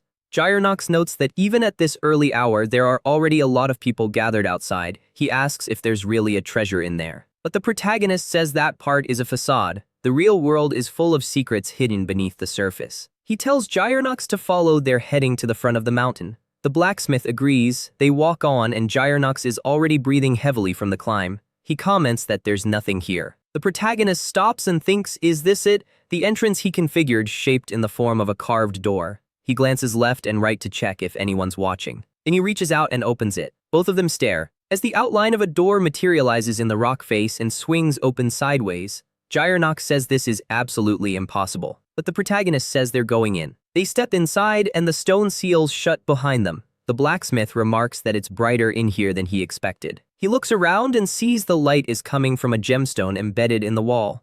Yurin immediately tells him not to touch it, that would trigger a trap. Gyronox asks what kind of trap. The protagonist explains the entire space would likely become a sea of fire, and they would be burned alive. There are traps scattered throughout, so he needs to stay close and not wander. The blacksmith agrees without hesitation. They make their way toward the altar at the center and stand before it. Gyronox says it's incredible. But the top of the altar is completely empty. The protagonist asks if he knows what's hidden behind it. The Dragon's Clearing that the public knows about ends here, but behind this wall he can sense the faint energy of the people outside. The ones currently praying for good fortune, completely unaware of what's on the other side. The protagonist decides they'll see what's really here. He pushes a knob concealed beneath the altar. A hidden entrance opens. Gyronox says he can't believe this. Inside are 3 bags of gold coins. Yurin reaches past them and picks up a box. He thinks what's inside this is worth far more than the gold. It was the warrior's jade, an item with a rebirth effect, essential for pushing one's body to a higher level of strength. They move on and Gyronox asks where they're headed next. Yurin says back to the magic tower in Asiu Castle. The blacksmith notes that even at this hour there are still plenty of people praying out front. Then the young man suddenly feels it, a calm but immense pressure nearby. He instinctively pulls up the Eye of Creation on a hooded woman standing in the crowd, but nothing comes up. The protagonist thinks she only appears much later in the novel. The system can't read her yet. Gyronox asks what that was all about. The protagonist is too focused on one question: how is her aura this overwhelming? She's in existence he has absolutely no chance against right now. He needs to leave immediately. He calls for Gyronox and tells him they're moving to the castle. Now, he adds that he's starving and his blacksmith tries to call after him, begging him to please slow down. A hooded figure who had been walking away glances back later back at the castle. Yurin sits with his thoughts and something still doesn't sit right. That person was only supposed to appear much later in the story. So why is she here now, and of all places, why there? That particular existence only goes after the dragon's horde much further into the story.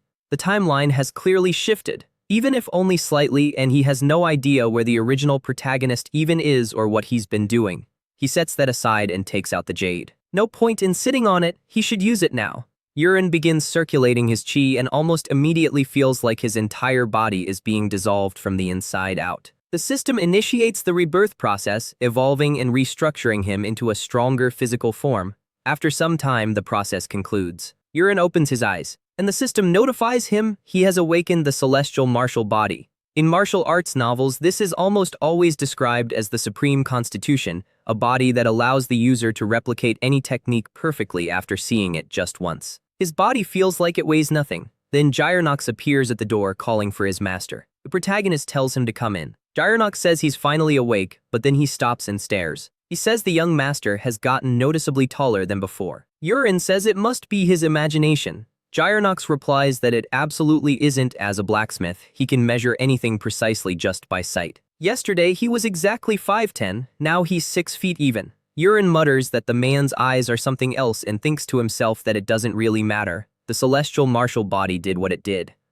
In the teleportation room, a mage greets them and asks how he can help. Yurin replies that he'd like to use the portal. The mage asks for the destination. The protagonist says they're going to the capital. The official informs him that travel to the capital is currently restricted. Due to ongoing threats against the royal family, common citizens without verified renown are prohibited from making the journey. Yurin thinks, a class-based travel ban, lovely, but there's not much he can do about that. So he states his name. He is the first son of Marquis Rox, and the man with him is his personal blacksmith, Gyronox. Every mage in the room goes rigid. They murmur, the steel mage, Yurin Rox. Protagonist confirms that's him. Immediately, the mages start peppering him with questions. How does he summon that many steel spheres? What's the magical formula that makes them explode? How does he designate targets? And why can't any of them detect even a trace of mana from him? Then a staff strikes the floor with a sharp crack and a man's voice cuts through the noise. That's enough. Yurin looks over. The mage steps forward and apologizes for his disciple's lack of tact. The protagonist asks who he is. The mage replies that he is the leader of the magic tower in the Isu territory.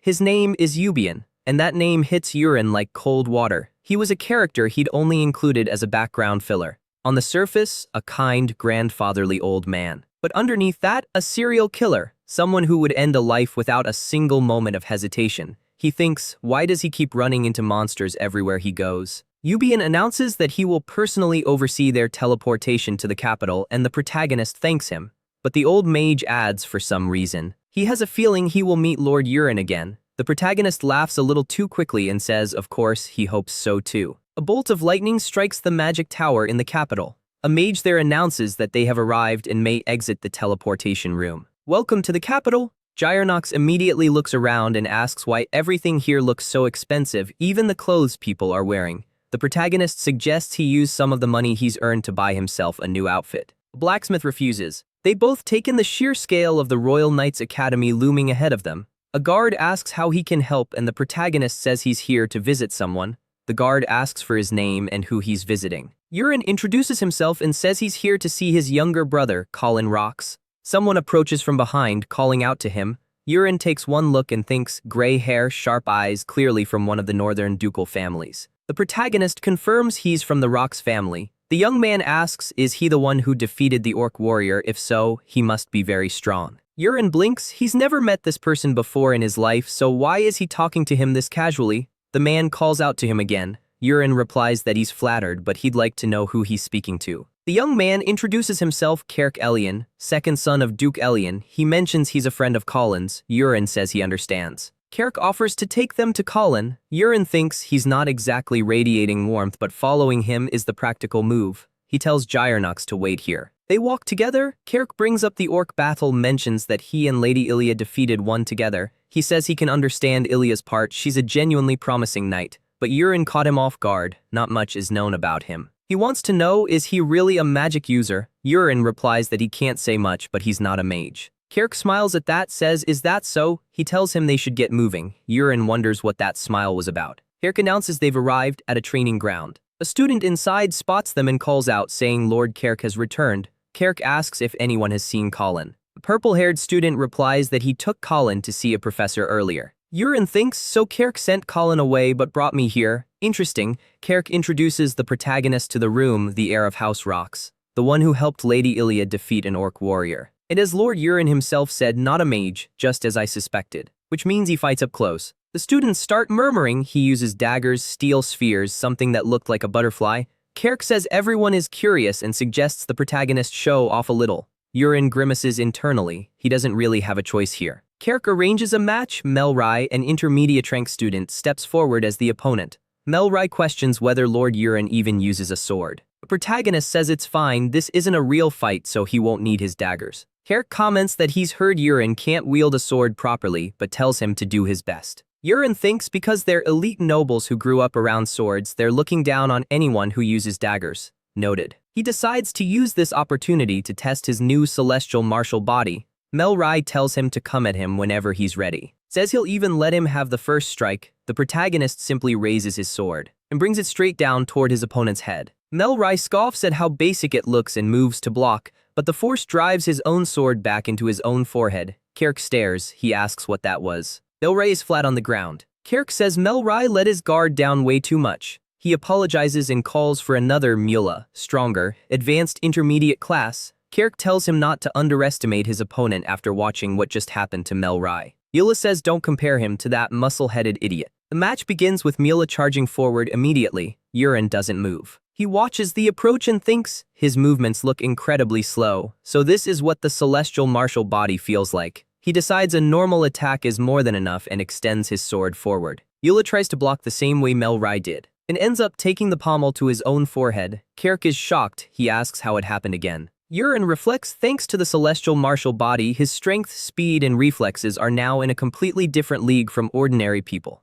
He asks out loud, is this really all the Royal Knights Academy produces? Kerk approaches and asks if Lord Yurin would take one more match. This time he would step in himself as the strongest one present. The protagonist agrees without hesitation. They face each other. The match begins. Yurin watches Kerk carefully. The young man surges forward, moving in a technique that generates multiple illusory clones around his body. Yurin thinks he's fast. It genuinely feels like fighting several opponents at once. A tactic built entirely around exploiting openings, but with the enhanced reflexes of the celestial martial body. Can see through every single one of them. He steps past Kerk's attack with ease and counters. His sword taps his opponent's forehead. Kerk crumples to the ground instantly. The students are completely speechless, until someone finally asks what just happened. Then a voice carries across the training ground. Everyone turns and calls out for Lord Colin, who repeats the same question. He wants to know who that person is. Yurin looks over and thinks there he is. His younger brother, the so-called sword genius Colin Rocks. A student tells him that his older brother Yurin just arrived. Colin asks, where's the fat one? He looks left and right.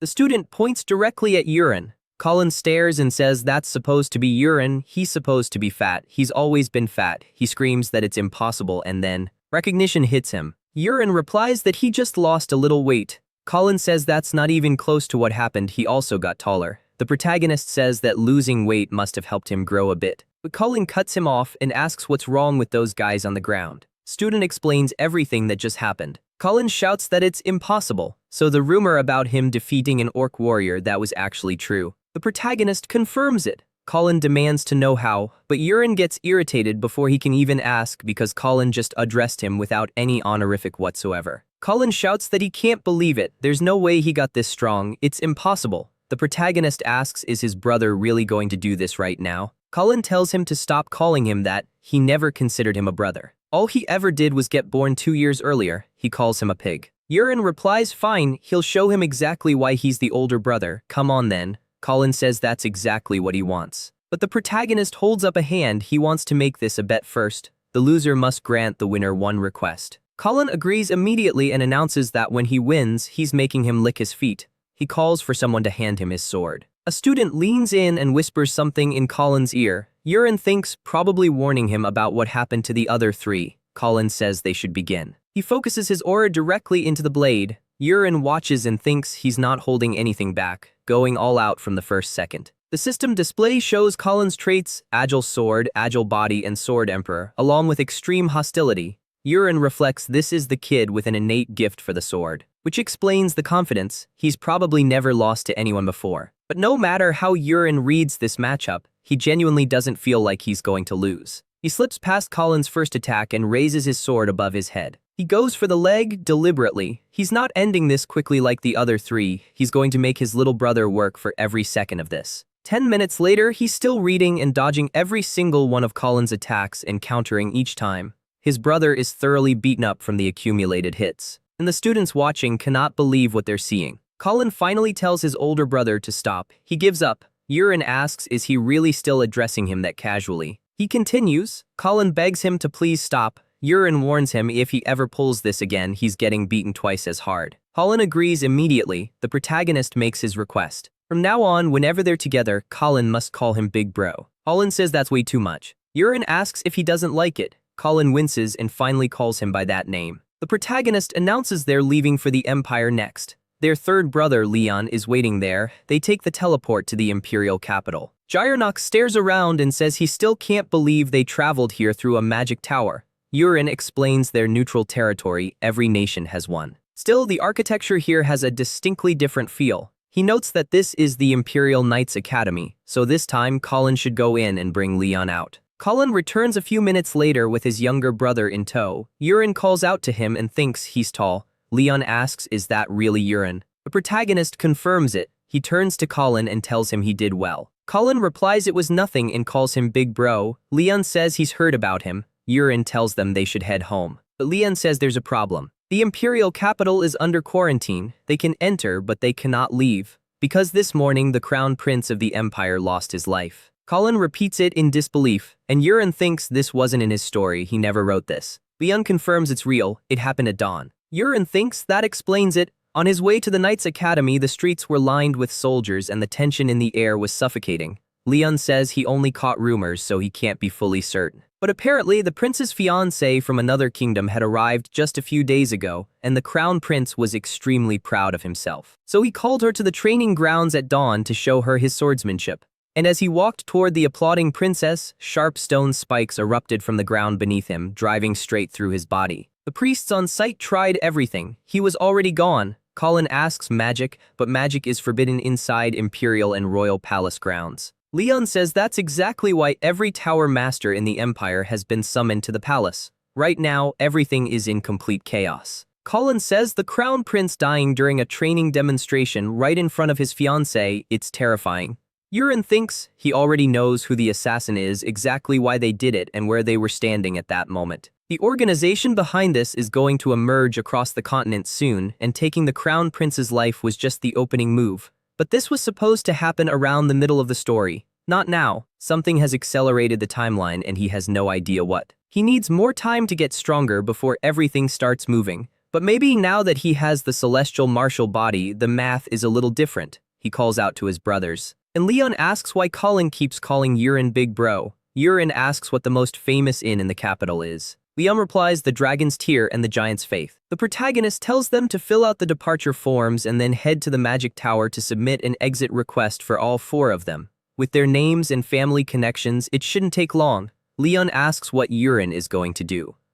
He says he's going to meet an old friend. He tells them not to pick fights with Gyronox while he's gone. Leon asks, did he have friends in the capital before? Night falls over the capital near a bar. Urine notes that's the Flamberg, a bar that only opens its doors to nobles. He's going to change into the outfit he prepared earlier. Once he's dressed, the next step is he calls for Agnes. The ring complains that it was sleeping. He asks if the ring can disguise his face. Agnes sounds genuinely surprised. It demands to know how he even knows about that ability. The protagonist says he just had a feeling. Agnes grumbles and asks who he wants to look like. The protagonist looks around and points at a noble walking away. That one. Agnes says it's simple enough, it will summon skin in liquid form and then coat it across his entire face. Just like that, the protagonist takes on the noble's appearance perfectly. The guard calls out to Baron Very and asks why he's back so soon. Urine says it wasn't the plan, but he suddenly felt like having another drink. The guard tells him not to overdo it this time and lets him through. A waiter greets Baron Very and asks if he'd like a refill of what he was drinking earlier.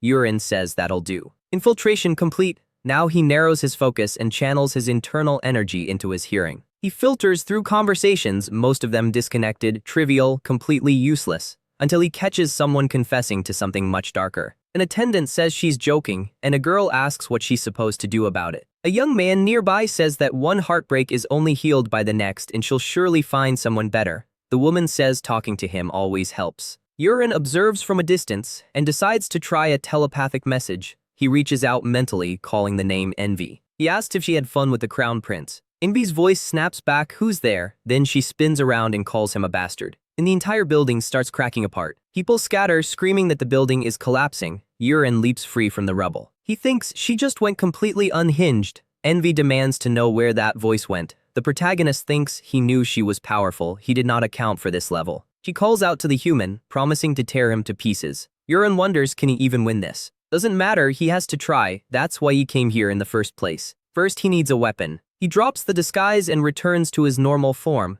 He takes Agnes's secondary body and shapes it into a dagger. Envy asks, is this his true face? She says he's quite handsome and announces she'll capture him alive and keep him as a trophy. Then she lunges at him. Yurin dodges the stone spikes with ease, but then she uses the direct throw skill against him and his dagger is sent flying far out of reach. He thinks she pulled that off like it was nothing. Fine, he switches to the black iron explosion. The sphere closes in on Envy's face and detonates, leveling the surrounding area. She brushes it off and asks what that was because it did nothing. She says he has interesting magic though. Yurin thinks he has no choice. He'll go with the same attack that brought down the orc warrior. He releases the bloody flower butterfly. The butterflies drift toward Envy. She just pierces them with her legs, every single one. Yurin thinks it's over. He has nothing left. He tries to think of something, anything. To keep civilian casualties from getting worse, he has only one option. Hold on until the Imperial guards arrive. Envy generates more spikes and charges. He dodges, ducks low, then leaps back. He mutters, that was close.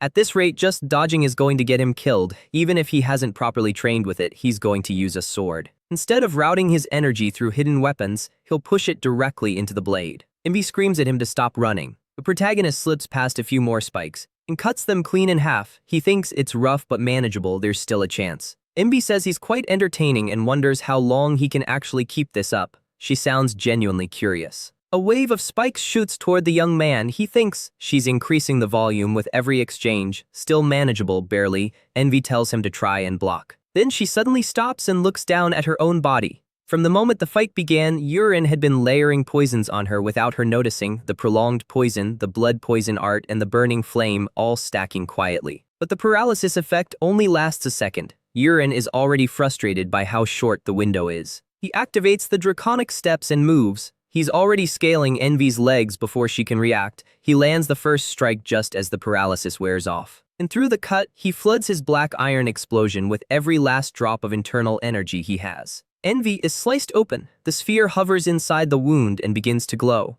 The detonation tears through the surrounding area. Yurin backs away, breathing hard, muttering that he finally did it. Wondering if that was enough, then her body starts knitting itself back together. He refuses to believe it. Envy tells him to wait. She says it was impressive, but this time she will end him. The protagonist thinks he completely forgot. These monsters go through several phases before they actually die, and with each phase their strength and magical power jump absurdly higher. He says out loud, Phase 2. Envy moves her leg and tells him to go to hell. Yurin dodges one spike and then another immediately after. He already notices faster, more erratic, harder to read. At this rate, he's not going to make it. Then a spike gets through and clips him. A grazing blow that tears across his shoulder. He twists away. He thinks that was way too close. He almost lost his head. One mistake and he's dead. He needs to run. Envy asks where he thinks he's going. She stomps the ground and spikes erupt around him. Yurin leaps again, just barely avoiding the impact, and keeps moving. But more spikes keep coming. And Envy starts to laugh. She tells him, does he really think escaping is that easy? He can try as long as he wants. Yurin thinks this is really bad.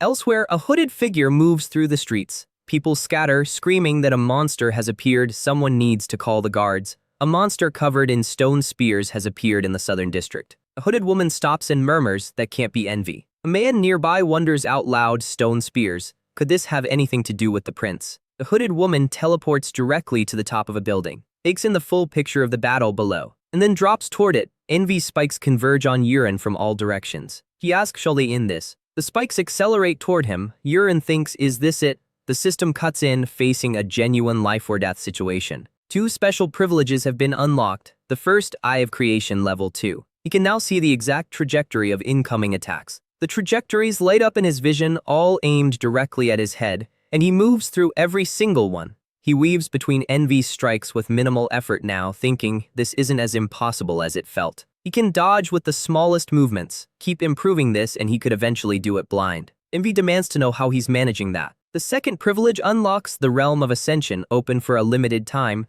His internal energy surges. A white energy forms around his sword chi, actual sword chi. With this he can actually win. A woman watches from above and murmurs. A Knight of Light has appeared. Envy's spikes come at Urin again and he cuts through every single one without breaking stride. He closes the distance, step by step. Envy cannot believe what she's seeing as the protagonist launches himself forward for the final blow. One clean cut, he splits the monster in two. The little girl watching from a window above says the Knight of Light just defeated the monster. Urin exhales, completely spent. The system notifies him of his current state. He mutters that was barely a win. He needs to use whatever strength he has left and disappear before anyone finds him. He turns to leave and freezes. He feels it, a wave of energy building behind him. Envy is pulling herself back together. He thinks, how is it happening this fast? Phase 3, the final form. Envy says he won't get away with this. The protagonist thinks he doesn't even have time to breathe, let alone recover.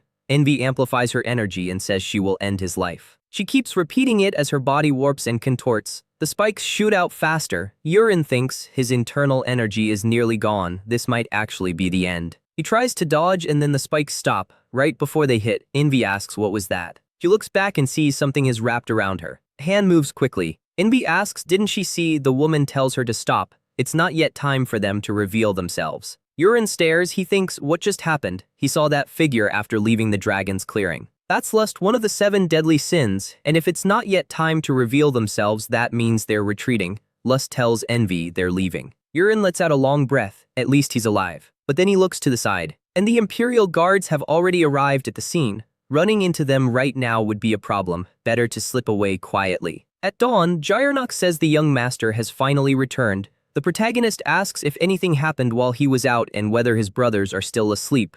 Gyrnox says a terrorist showed up in the city last night. His brothers had both left at dawn, saying they were going to track down the culprit. Urin says, yeah, that sounds like them. In that case, he'll get a few hours of sleep before they head out. Gyrnox agrees and says he'll be right outside if needed. The protagonist lies back and thinks through the battle against Envy. It was a mess. But thanks to it, he pushed the divine body of myriad poisons all the way to 4 stars. It also made one thing painfully clear: he's still not strong enough. He couldn't even finish off Envy, the weakest of the sins, on his own. There's still a long road ahead, and when the time comes, far more terrifying sins will appear. He needs to get stronger, much faster.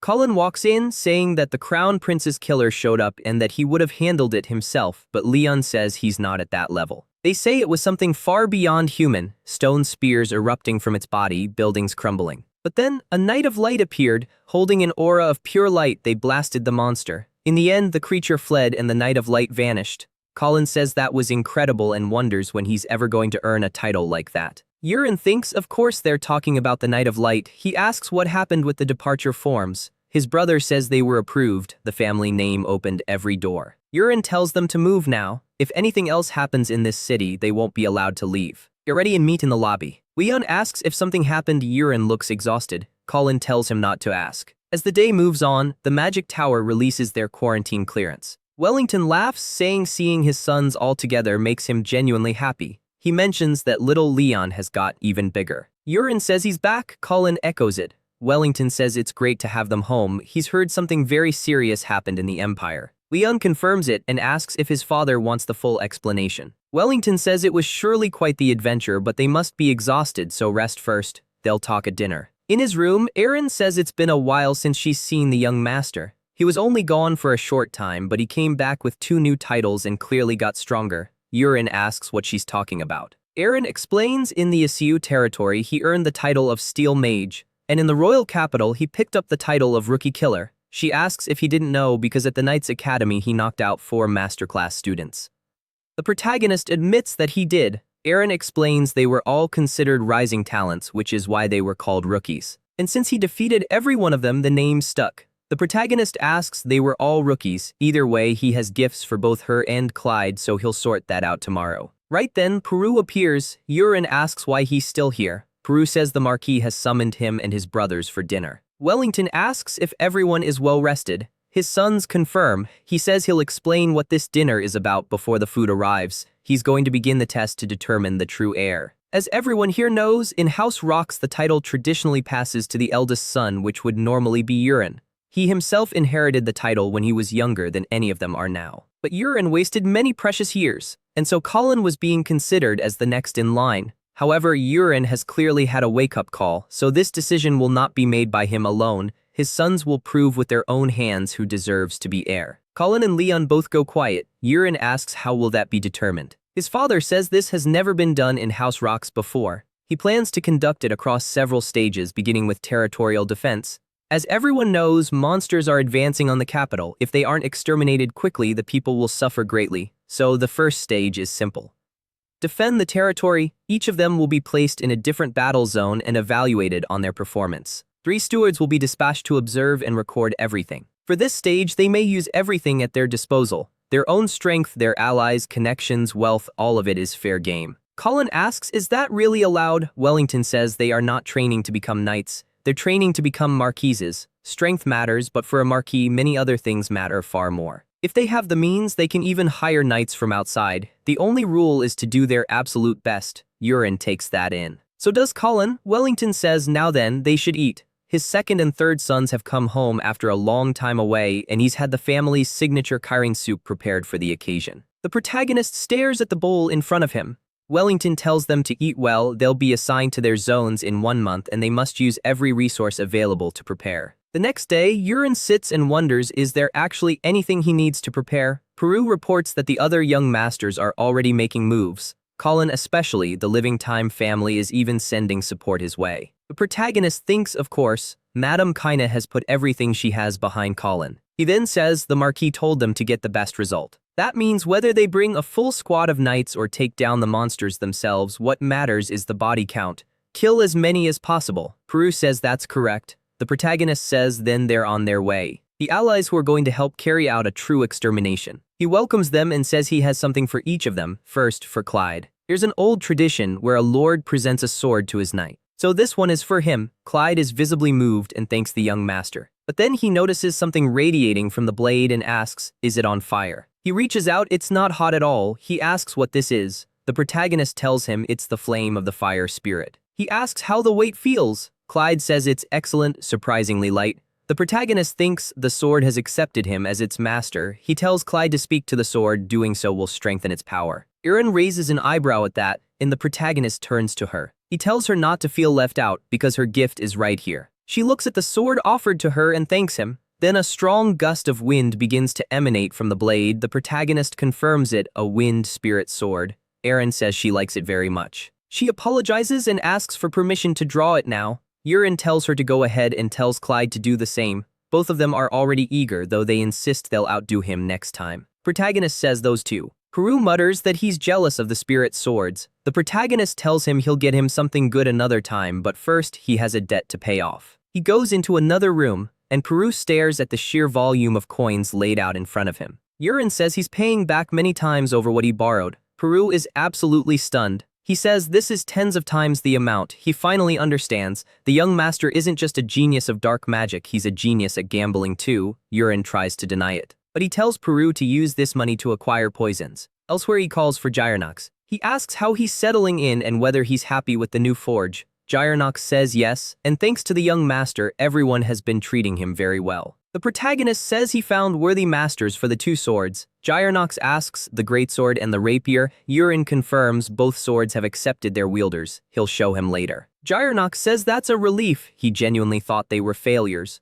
The protagonist tells him that couldn't be further from the truth. Those are masterpieces, exceptional weapons. Gyronox thanks him for placing his trust in someone as inexperienced as himself. He says he's been thinking for a while and there's something the young master needs to know. Yurin asks what it is. The blacksmith says there's a serious problem inside the Marquisate. In his father's office, Wellington asks what he means and wants to know what's going on, while Yurin requests authorization. His father says he needs a reason authorizations aren't handed out easily. The protagonist faces his father directly. He says ever since he came to his senses after what happened with Ilya, he has not disappointed the Marquis once. So please trust him, give him the authorization, he will not let him down. Wellington is quiet for a moment, then he says, all right, he'll tell the butler to have it ready tomorrow, but it will only be valid for 24 hours. Yurin thanks him and says he'll be going now. As his son leaves, Wellington sits back and thinks he's an idiot. His heart softened the moment the boy called him father. He wonders what kind of trouble can his son possibly cause in just 24 hours. The next day, Peru reports that men carrying boxes are at the entrance, saying the Marquis sent them. Yurin says they arrived right on time. He tells all the male servants to head to the entrance and bring everything inside. He needs to pick something up himself, so he'll head to the armory first. A butler hands him the Marquis' authorization. Yurin accepts it but asks what the Marquis is currently doing. The butler says the Martian family has arrived, so they're having tea in the drawing room. Yurin instructs the butler to relay a message, tell the Marquis to bring an inspector and meet him at Armory number 1 this afternoon. And if the message isn't delivered correctly, he will regret it. But at the armory entrance, guards stop the protagonist and tell him that unauthorized personnel cannot enter. Yurin asks if they see the boxes behind him. The guard nods. The protagonist explains those are swords, shields, and armor he acquired from the Isekai territory to equip himself for the expedition. He needs to store them here. Open the doors immediately. The guard insists the armory manager needs to be present for that.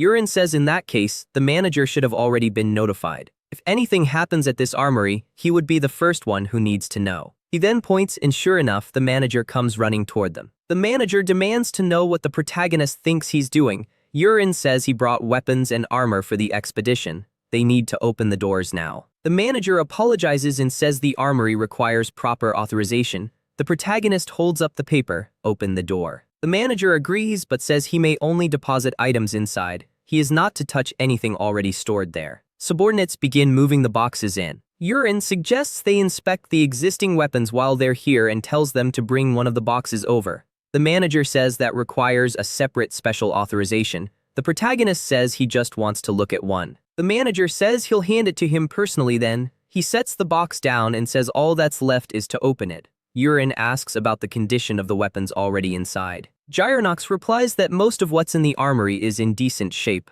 The protagonist tells the manager he's done an excellent job and that the Marquis should be informed to reward him accordingly. But they need to bring in all the remaining boxes, not a single one should be left behind. The manager's expression shifts. He raises his voice, this is an abuse of authority. Even if he's the heir, he cannot just do this. Yurin slaps the authorization paper across his face. He tells him not to make him laugh and asks why he's playing dumb right now. Wellington arrives and calls out to his son. He wants to know what all the commotion is about. Yurin says he emptied the armory, and his father should see for himself. Wellington walks over to the nearest rack and picks up a sword. He asks what he would call this because it's completely worn through. He turns to the inspector and demands an explanation because just 1 month ago during the inspection, he was told there were no issues in this armory. The inspector says someone must have sabotaged it somehow. He's certain of it, but Yurin cuts in, that's nonsense. There is no way all of this deteriorated in just 1 month. This level of decay is impossible unless someone deliberately allowed it to happen over a long period of time. The inspector can barely breathe under the weight of the moment. He drops to his knees, admits he was wrong, and begs for his life to be spared. Wellington turns to his son. Yurin explains this is why he needed the authorization and couldn't explain it in advance. It's not just this armory, all the other arsenals and even the food depot are in the same condition. Even if they managed to get through this year's expedition, a few years from now, they wouldn't be able to mount one at all.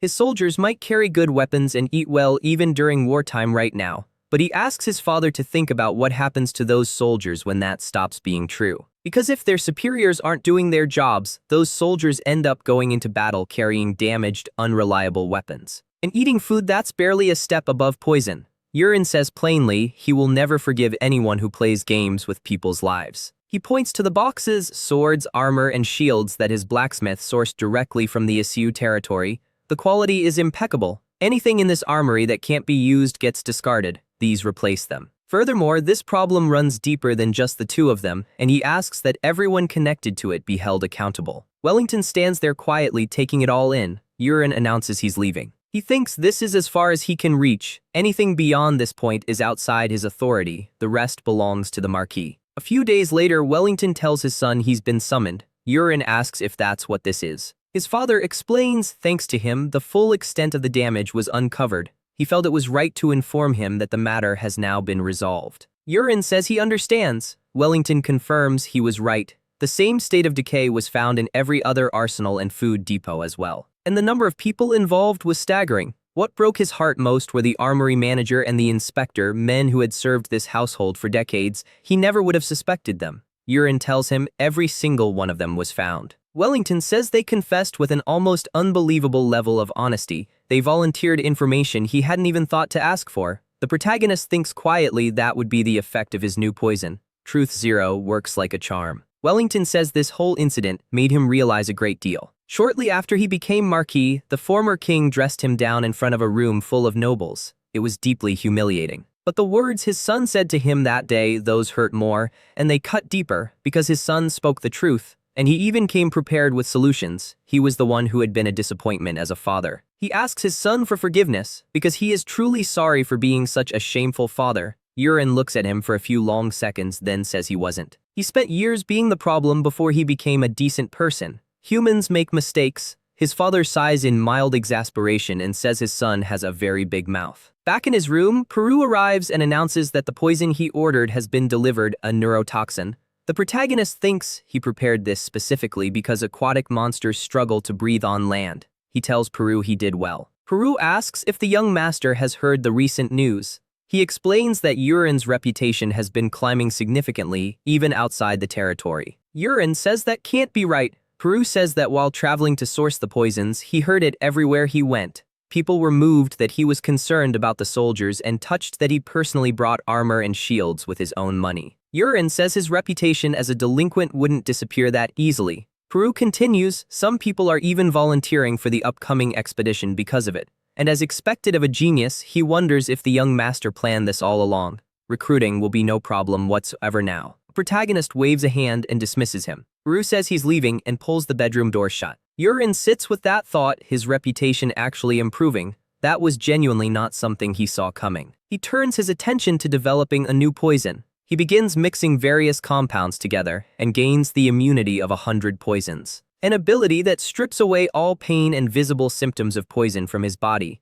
The protagonist thinks the process of absorbing and processing poison no longer hurts, it actually feels comfortable now. The immunity of 100 poisons is genuinely something else. The next day, the system activates. It announces that a new poison has been created, Hagen, the Serpent Slayer. A single drop can end a human life without leaving a single trace. The protagonist notes he wanted to unlock a different poison before reaching Hagen, but it seems the system had other ideas. He wonders, has the divine body of myriad poisons reached intermediate rank? Because the stronger his internal energy grows, the more potent his poisons become. Peru comes knocking in the morning. Yurin says he arrived at the perfect time, come over for a second. He needs these poisons prepared as quickly as possible. Peru looks at the list and notes it's considerably longer than last time. Yurin confirms it. He thinks money isn't an issue and absorbing poisons now feels as natural as drinking water. He'll use this to push to 5 stars, but the attempt falls short, and so the day of the departure ceremony arrives. All the soldiers gather and form up in front of each of the heirs. Peru calls out to the young master. He asks if this is really going to be okay, and Yurin looks mildly surprised. Peru points out that the other young masters have enormous squads behind them, while Yurin only has Aaron and Clyde and he turned down every volunteer.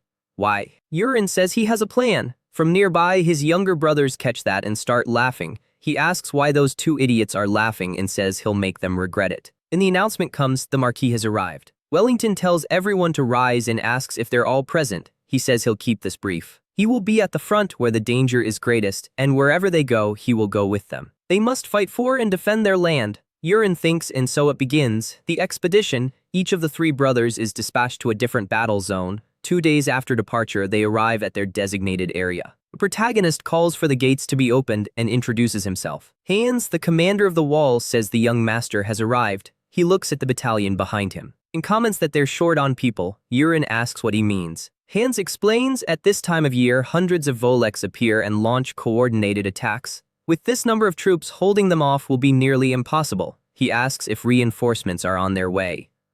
In a matter of days, the entire coastline will be covered in sea monsters, creatures like the Voleks. If they breach the waterways, the walls and gates could collapse. They need to go out and eliminate them before that happens. Hans shouts that with only 5 knights, stopping them is impossible. Yurin tells him it's not 5. One of those knights is a butler from the Marquisate assigned to monitor him, and the other is his personal butler. Those 2 are the only actual knights he has. And the important thing is Clyde will be fighting alone out there, so Hans doesn't need to worry. The commander asks what he means by that. How could one person possibly manage? Yurin tells him to trust him. Clyde carries a latent power inside him. This is the moment it gets released. He thinks it's time to awaken the berserker trait. The protagonist asks Hans to bring 2 training swords. He announces from now until the monsters arrive, Clyde and Eren will duel every hour during working hours. 1 hour of dueling, then rest. But before the first duel begins, he needs a word with Eren. He asks her how does she usually do against Clyde when they spar under normal conditions. Eren replies that honestly she wins without much difficulty. Yurin asks if she holds back. She says there was never a reason to go all out. The protagonist tells her from this duel forward she is to destroy him with everything she has. Crush him until he feels the full painful gap between their levels, beat him senseless if she has to. This is all to force Clyde's latent potential to surface. She needs to trust him on this. Clyde asks Eren to please get ready. He charges forward. The protagonist watches and thinks, when did he get so good at reading people's fighting spirit? Clyde lunges in with a swift horizontal slash. Eren draws her sword and ceases all suppression of her aura. She steps fluidly behind him and makes one clean cut. Clyde admits he lost. Yurin is actually caught off guard. He says he got chills watching that. Her ability is genuinely frightening, and now that he thinks about it, her clear mind mirror has leveled up. She didn't just move fast, she read the path of his sword before it arrived and responded to it perfectly. Whether it was the second duel, the third, or the 9th, Eren crushed him every single time, without a shred of mercy. Haru watches from the side and comments, he couldn't even land 1 hit. This must be a massive shock to the system for Clyde. He's flat on the ground, saying it's impossible, the gap can't be this wide. Yurin calls it. They stop there for today. Clyde asks, is it really possible for him? Through all of those duels, he couldn't even brush her clothes. And yet he still has a latent power. Through all of those duels, he couldn't even brush her clothes. And yet he still has a latent power. Yurin says that's right. He turns away, thinking, will the power really emerge this easily? He tells Clyde to trust him for now. He just has to keep dueling her every day. And so he does. Sometime later, Eren beats Clyde every single day without exception. Yurin is deep in meditation in his room when Hans bursts in shouting that something has happened. The protagonist asks what's wrong. Hans says it's finally time. The Voleks are reaching the border. He tells him to look right out there. At the sea, they were coming from there, several piranha-like creatures but with legs. Yurin looks at them and says it's been a while. Voleks are actually kind of cute. He asks where Clyde is. Eren says that after losing earlier, he's still down on the beach in the same spot. The protagonist says perfect, send him a message. On the beach, Clyde stares out at the sea in despair, screaming that there's no hope. Eren approaches and tells him his sword is heavy, but the young master told her to bring it to him. The Voleks are coming. He's to fight them. Clyde turns around and asks what she just said. Eren repeats the message. He said to entrust his body to the flow of battle. After delivering this message, she was told to leave him there and come back, and if it gets genuinely dangerous, the young master himself will step in.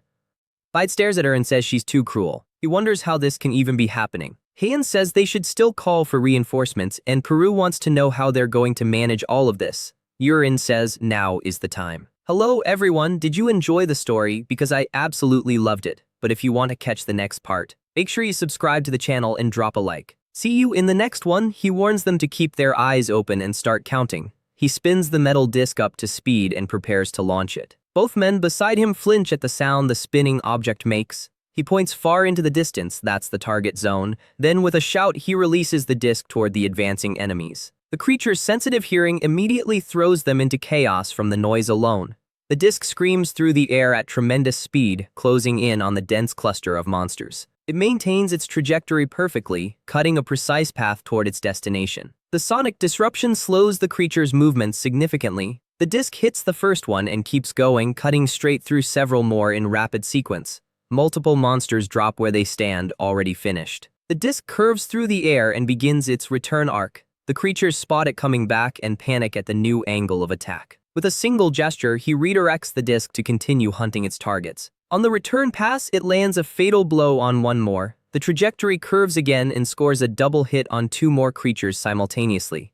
Another one is struck dead center before it can even react. The disc sweeps through the remaining enemies and takes down the last of them in one clean pass. It completes its wide arc and returns, all of it controlled from a distance with a single finger. He smiles and says exactly as planned. He turns to Peru and asks if the count is being tracked properly. Peru informs him the count is already past 40 creatures. Satisfied, he says they can move on to the next phase then. The disc finishes its return and comes to a stop in his hand. He calls for Aaron and Clyde, getting both of their attention. He tells them 6 remain and suggests they handle those as training. Both are a little surprised by the order, but they accept and move out to finish the job. The 2 of them advance together toward the remaining monsters, weapons ready. They engage, trading blows with the last creatures in the group. He turns to Peru and asks if all of that will count toward his score. Peru hesitates slightly before speaking. He says that honestly regarding the performance evaluation. He's a little worried no one is going to believe what they just witnessed here. Urine tells him not to worry about it and points out that they have plenty of witnesses. Peru nods and congratulates him, saying that guarantees an excellent placement. Then Urine goes quiet and looks out toward the distance. Peru asks what's wrong. He says he felt something, a presence, approaching fast. He warns that whatever it is, it's coming in quickly and it's stronger than the orc warrior. The water near the shoreline begins to churn and shift. Something rises from the sea and walks onto the sand.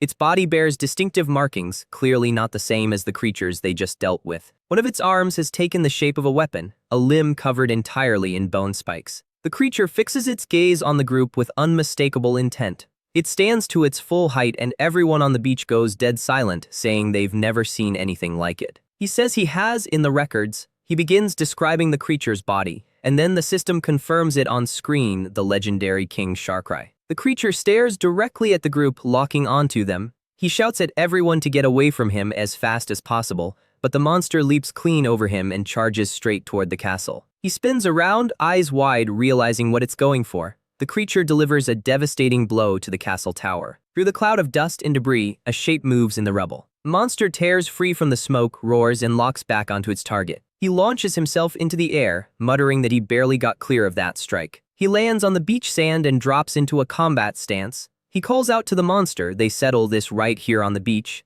The creature closes the distance in an instant and throws a devastating blow. With no time to dodge, he summons the black disc and uses it as a shield. He interposes the disc between himself and the creature's strike at the last possible second. The disc is deflected by the monster's bone weapon and goes flying, completely ineffective. He thinks that didn't work at all. Just how hard is that bone? The creature gathers itself and launches into another assault with full force. It pushes the attack with everything it has, no hesitation, no mercy. He braces himself. Fighting to hold his ground under the pressure, he lines up a new skill to counter. He shouts the name of the strike and charges directly at the creature. The blow connects dead center on the giant creature's face. He activates the neurotoxin lance and drives poison directly into the monster. The poison takes hold, the monster's body seizes up, paralyzed for a brief instant. But with a thunderous roar, the creature forces through the paralysis almost immediately. He stares, it broke free that fast. The next strike catches him before he can reset and throws him far across the beach. He lands hard and mutters the monster's resistance is something else.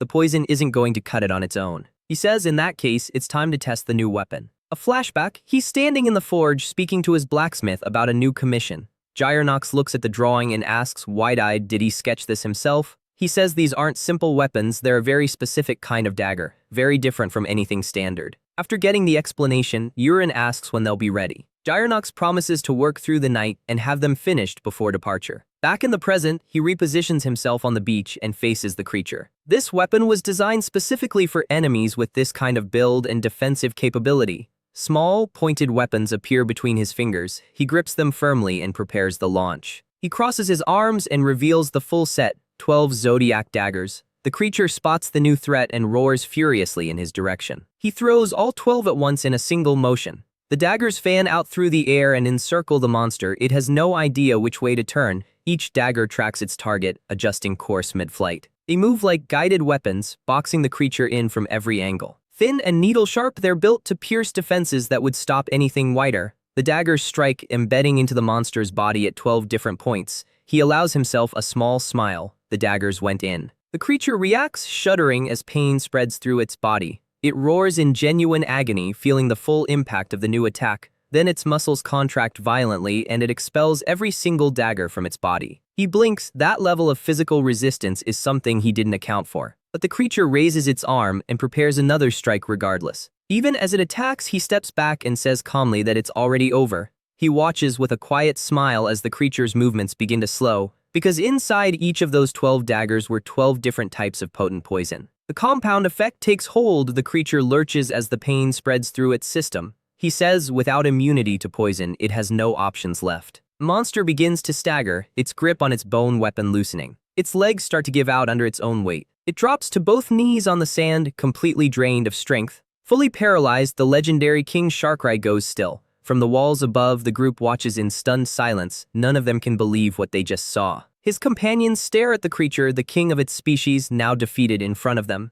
He says he'll end it cleanly and calls Agnes into the form of a sword. He steps forward and delivers one final, precise strike. After the blow, the monster's head disintegrates and something small falls from within. He pauses, looking at a small sphere floating near the remains of the monster. He stares at it and asks, "What exactly is that?" He looks closer. It resembles some kind of bead. Small object begins to glow, intensely and suddenly. A system message appears. He has acquired a shattered world fragment. He opens his eyes wide and reads the notification again. Then darkness, he's somewhere else entirely and he has no idea where. He looks around and asks, where did everything go? He spots the sphere floating nearby. He moves toward it, trying to stop it from drifting away. And then he comes face to face with an enormous crack and asks what this is. Looking more carefully, it resembles a fractured wall, suspended in the middle of absolute nothing. The light around it intensifies. He asks what's happening here. A new information screen materializes in front of him. It reads, he has contributed to the restoration of the world. The system begins analyzing his aptitude and notifies him that a reward will be delivered.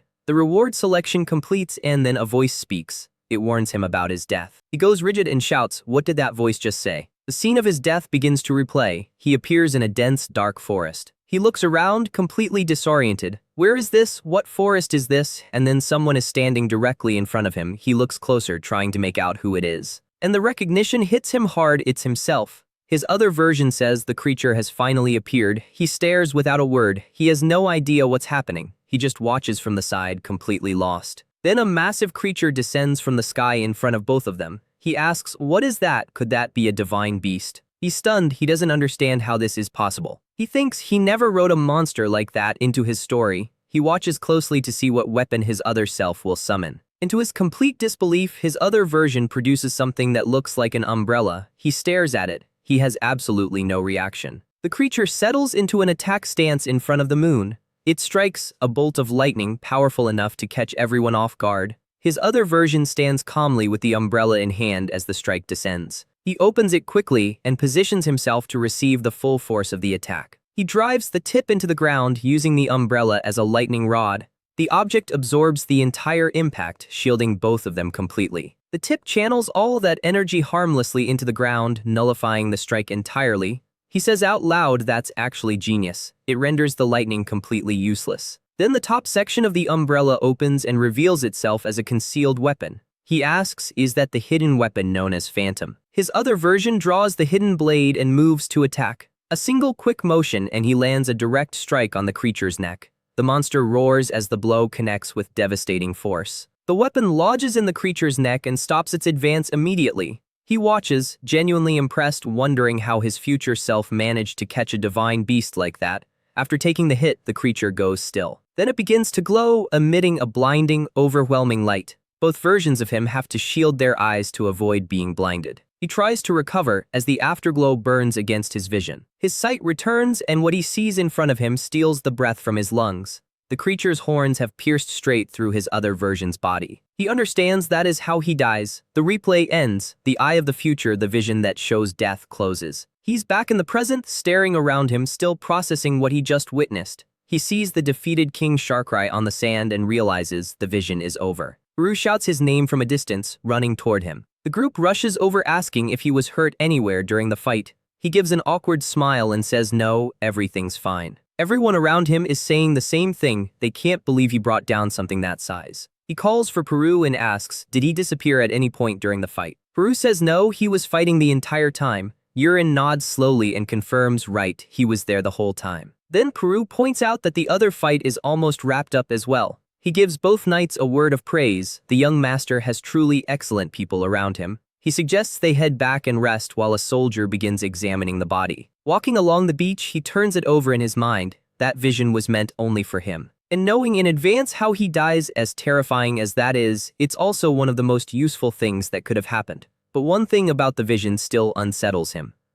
He stares out at the sea, thinking about the white room and the rift in the wall. He's starting to wonder, is this world truly the same as the novel he wrote? Scene shift. 1 week later, everyone assembles at a port. A man steps forward and announces that all groups have returned. He thanks the troops and says everyone came back alive and uninjured. He says everyone worked hard. The group watches from a distance. Someone responds they heard the Marquis himself face the most dangerous area. Wellington replies that it was simply his duty. As expected, he reminds everyone that the expedition was a test and now the successor evaluation begins. Starting with the youngest, he calls Leon forward for his results. The assigned butler steps up and announces that young Master Leon successfully defended his wall. Leon's soldiers celebrate behind him. Leon looks over at his brother with a smile. The butler lists the monster count, including 22 Sharkrai. The Marquis then explains the full point system for the combat evaluation. The total comes to 5,620 points. The room reacts. Wellington congratulates him on his effort and calls for Colin next.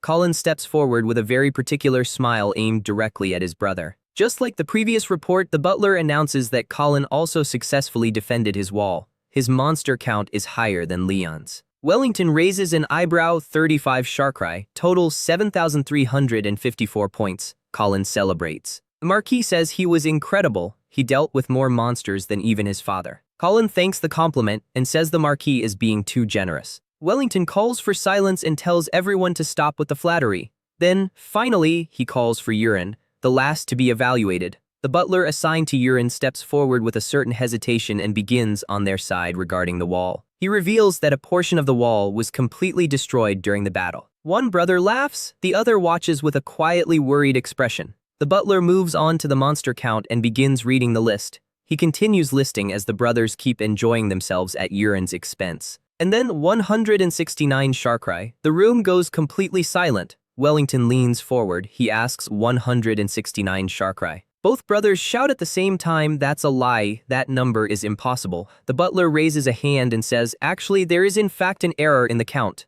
Colin lights up. He knew it. He knew those numbers were wrong. Then the butler adds 1 Sharkrai king to be appended to the end of the list. The king is valued at 10,000 points. Total score 18,000 and change. Colin has nothing to say. He just stands there as the soldiers around him start murmuring about the Sharkrai king. He shouts this has to be a lie. He points at the butler and says the result is simply not possible. The butler says he wouldn't believe it either, and so he came prepared to show the proof. 2 soldiers appear, straining under the weight of an enormous cloth sack. They steady themselves and prepare to reveal its contents. They lift it and drop the massive head of the King Sharkrai in front of everyone. The soldiers stare and ask each other, is that really the king? Both brothers go silent, completely taken aback by the sheer size of the thing. The butler says there's still one more thing to show. He presents the creature's bone weapon arm. Everyone stares at the enormous size of it. One of the brothers asks the creature actually used that thing. The butler describes the monster in full, confirming it matches the details recorded in ancient documents. Wellington says he remembers those records, and yes, this matches. The butler says the torso was sent for research, but Wellington holds up a hand. He places it on his son's shoulder and says he believes his word.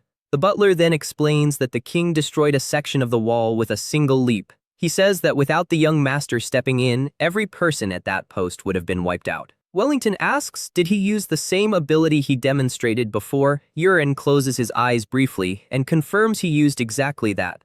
Wellington says it was magnificent, and he doesn't want to imagine what would have happened without him there. Urine thanks him and says he only did what was necessary. Colin is trembling. He can't speak. He's completely paralyzed with rage. Urine smiles and walks over, wrapping an arm around Colin's shoulder. He looks at him with a grin and says, so, what do you think? Colin, through gritted teeth, can only manage to say, older brother. Urine keeps his arm around him and says, honestly, 10,000 points for the king feels a bit generous. Colin stares at him, not following where this is going. Urine continues, it wasn't even that hard. If you think about it, the king is really worth maybe 1 point. But even so, he still wins by over 800 points. Colin's expression is pure, unfiltered fury. He says nothing.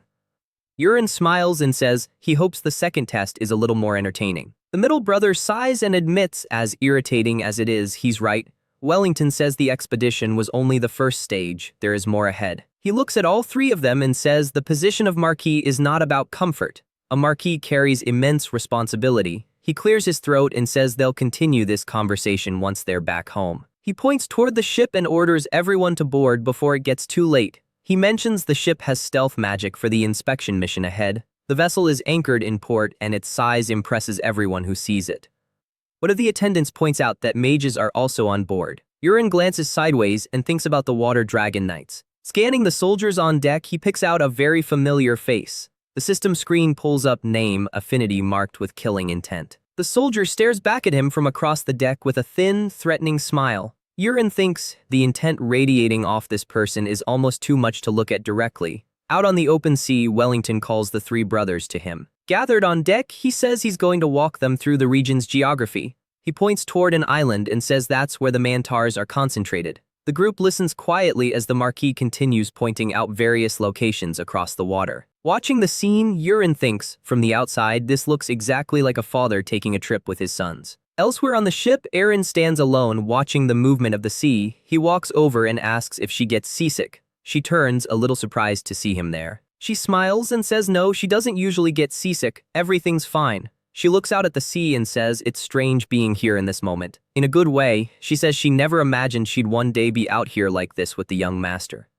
He smiles awkwardly and thinks back then it wasn't really him. She thanks him and then adds something he wasn't expecting. She thanks him for letting her become a knight. With complete sincerity, she says, she finally understands what it feels like to be happy. He doesn't say anything for a moment, he just looks at her, not quite sure what to say. He smiles back and says if she's happy, then that's more than enough for him. Then a violent tremor tears through the entire ship. Everyone on deck loses their footing from the force of the impact. Wellington shouts, "What was that? What just hit the ship?" The water beside the hull churns violently. The two of them are thrown to the ground by the force of the collision. He looks up and goes completely still. Rising from the sea, a massive creature with the body of a serpent. The system identifies it on screen, a sea serpent. Rare, ferocious, it roars and releases a poison that spreads across the entire ship instantly. People everywhere begin screaming, the poison hitting them all at once. The mages and his brothers are also struck, the marks of the poison appearing on their skin. Wellington goes down, lamenting that this is happening with his sons on board. Urin feels the poison and drops to the ground. Eren rushes to his side. But then, the poison on his face begins to pull back and disappear. System message notifies him, his ability has removed all pain and symptoms. Another screen follows, his poison absorption technique has leveled up. He blinks, still processing, and wonders what reaching 5 stars on the absorption ability actually means. A new screen answers the poison absorption power has been unlocked. He looks at Eren on the ground beside him and understands immediately what his new ability can do. He reaches out his hand and tells her he's going to test the absorption power on her. He activates the ability and begins drawing the poison out of her body. The serpent roars again and launches a fresh wave of poison across the ship. It dives under the surface, positioning to attack from below. It coils around the hull and squeezes. The ship groans under the pressure. Wellington, still on the ground, laments that all of this is happening with his children on board. He cries out as the poison continues to spread through him. His sons call out to him, their own bodies burning, limbs going numb. Wellington tries to push himself up. There's nothing left in him. He thinks, is this where the family line ends? Someone approaches and crouches beside the Marquis lying on the deck. Urin asks if the Marquis is actually crying and looks at him with a calm smile. He asks if he's okay and tells him he needs just a moment to act. He extends his hand toward Wellington and activates the absorption power. Wellington shouts in disbelief, the pain is gone. The poison has completely vanished. Urin tells him he'll handle the rest of the people. The Marquis needs to prepare the ship's defenses. He turns and moves toward the others who were struck by the poison. A system screen explains his power draws poison directly out of any target he touches. Another message follows, the power is actively supporting and strengthening his poison absorption technique. The system notifies him that the proficiency of his absorption technique has increased. Shortly after, another screen. The proficiency of the absorption power itself has also risen. He smiles to himself and thinks, so this is a reward. Is this actually happening?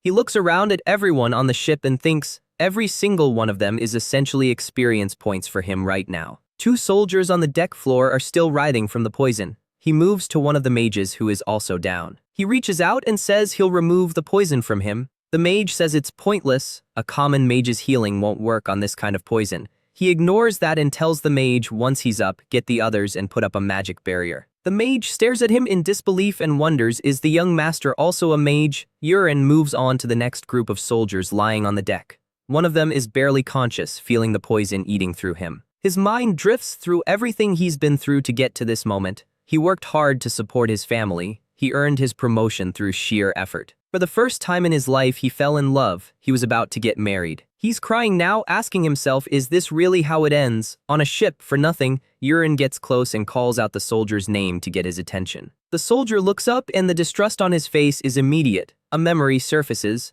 Yurin glances at him and asks him to come closer for a second. The soldier is wary, a little frightened. He instinctively backs away, but Yurin extends his hand toward him. The soldier asks what's happening because the poison is leaving his body. Yurin tells him once he's on his feet, get the archers ready. He explains that if the serpent surfaces again, the archers are going to be critical. The soldier hesitates for just a moment, then nods and says he understood. His brothers are still on the ground, still suffering. He walks over to Leon and tells him he's going to clear the poison from him. Leon turns his face away and says he's fine, but Yurin ignores that completely. Colin screams for his brother with open desperation on his face. He begs, please get the poison out of him too. Yurin looks at him with a smile and says he'll take care of his adorable little brother. Ship continues through the sea in quiet calm, returning for now. But then the sea serpent breaks the surface again and it's ready for another round. Wellington roars at everyone to get to their positions. The creature surveys the deck and seems genuinely confused. Everyone looks completely fine. It moves to strike, and then the ship's magic barrier activates right in front of it. Wellington shouts that the barrier is holding. He tells everyone they got caught off guard once, that won't happen again. He orders the soldier to have the archers unleash everything they have at the creature. A storm of arrows launches toward the sea serpent at high speed. The volley connects, the creature recoils from the hits and starts pulling back. It roars in frustration and peels away from the ship, putting distance between them. And it dives, disappearing beneath the surface without a trace. Wellington scans the water and asks if it fled. A soldier warns no, it's circling, it's looking for an opening. Yurin climbs to the top of the mast and watches the water's movement from above, ready. He calls down it's coming, maximum alert everyone. He raises his hand and summons the bloody flower butterfly on the deck. He says the attack will follow wherever the butterfly leads and launches it. The butterflies lift off the deck and glide out toward the sea. They spread out, moving to encircle the serpent from every direction. The creature watches the approaching butterflies with something like curiosity. They don't look threatening. They land on it, and then they activate, releasing a blinding surge of light. The serpent senses the danger a half-second too late and panics, thrashing to react. Every butterfly strikes simultaneously, hitting the creature's body at multiple points at once. The serpent recoils and retreats, and its body begins to dissolve, breaking apart into black smoke. Wellington shouts in disbelief as he watches the sea serpent simply vanish into the air. What remains of the creature floats near the ship, slowly disintegrating into nothing. A system screen notifies him that the proficiency of his absorption technique has increased. Then he spots something in the water, an object drifting among the remains, a small sphere glowing intensely floating in the wreckage. He recognizes it immediately. It's the same thing that came out of King Sharkrai. A message confirms it. He has obtained another fragment of a shattered world. And then he's back in the White Room, the same place as before. The small sphere drifts alongside him through the empty white void. He calls out to Agnes, can she see it too? No response. He calls again, a little more concerned now. He realizes even his connection to Agnes is completely cut off in here. He stands still and watches the sphere float in the silence in front of him. Then the sphere flies forward and strikes the wall. The crack widens, opening a rift. The sphere passes through the rift into the distorted, fractured space beyond. A message appears. He has contributed again to the restoration of the world. The system notifies him that he has received a soul sword as his reward. He's back on the ship, eyes open, staring at the deck, stunned by what just arrived in his possession. The crew is celebrating around him, shouting that the young master defeated the sea serpent. Wellington walks over and tells him what he just did was incredible. Yurin waves it off, says it was nothing, and gives the Marquis a quiet smile. As the ship sails on, he thinks sea serpents shouldn't be showing up in the south. Something is off. Wellington tells him not to overthink it. A monster like that is nothing to worry about now. Yurin smiles and agrees and lets himself feel a little relieved. Then Wellington says from this day forward he will protect the people. Yurin pauses, he looks at the Marquis. Is it already decided? The people around him on deck react with visible surprise and excitement at Wellington's words. One of them asks, does this mean he'll really be the successor? He tells them no, he's still considered a troublemaker by most people. That hasn't changed. Peru tells him to stop and look at how the soldiers are watching him right now. He glances to the side and genuinely can't believe what he's seeing. The soldiers who used to look at him with nothing but contempt are now watching him with something that looks like admiration. Even the one who hated him most is looking at him differently. A system screen appears that soldier's affinity has shifted. Appreciation. He stares at that notification and thinks, how did it change that fast? And so the expedition draws to a close, the ship turning back toward home. Back at the castle, the days settle into something resembling peace after everything they've been through. In his room, he stands in front of the mirror, thinking through everything that's happened. He pulls up the Eye of Creation and decides to take a full look at his current ability list. Screen appears, all of his abilities laid out, with the new soul sword listed among them. He stares at it, thinking, what even is this? He assumed it was a standard sword technique, but the progress percentage reads 0, which tells him it's not anything that simple. He notices the question marks scattered across the entry and the synchronization level has dropped again. He's trying to work out what all of it means when he's interrupted. Peru calls through the door. The Marquis is requesting a conversation. He smiles and says he's already on his way. He arrives at the hall and asks if the Marquis wanted to see him. Wellington holds out a book, a sword symbol on the cover. He takes it and realizes it's a kingdom fencing manual. Wellington says he wants him to learn how to use a proper sword. He explains that from this point on, he's going to be crossing blades with many knights. Yurin thinks, even without any real interest in the sword, he needs the basics to at least react properly in a fight.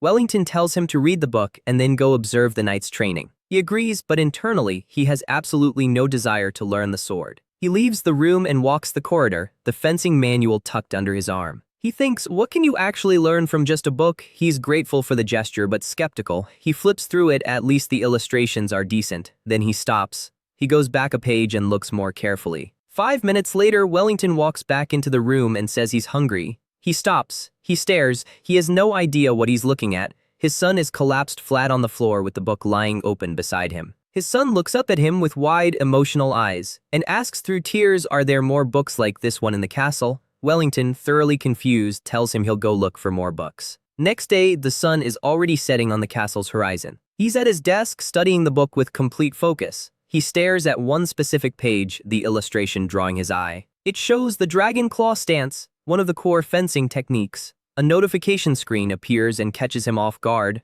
The system notifies him his trait allows him to replicate the dragon claw stance exactly as illustrated. He sits up and says he's mastering this entire fencing style tonight. Night falls. The castle goes dark and quiet under the moonlight. By candlelight, he keeps reading every page, every illustration, every detail. A message confirms he has mastered the fundamentals of fencing. Another screen follows. The fencing has been recorded into his soul sword, and then the system shows his soul sword's experience has increased. He looks up from the book, surprised. He says he has to test this right now. He calls for Agnes and stands up, asking her to form a sword. She complains, why does he need a sword at this hour of the night? She hands it over, grumbling, and asks if he's happy now. He takes it and executes a strike, clean, precise, and completely natural. He flows through a full sequence of strikes, demonstrating total command of the technique. Agnes watches him finish the sequence and asks, how did he just do that? He smiles at her while she keeps asking the same question. Morning, bright sunlight over the roof of the castle. In the library, a man sits alone at a desk, reading in the quiet. At another table, Yurin, surrounded by multiple open swordsmanship texts. He thinks he spent the entire morning hunting through swordsmanship books. He picks up a new one and identifies it as the Rockheim Swordsmanship Guide.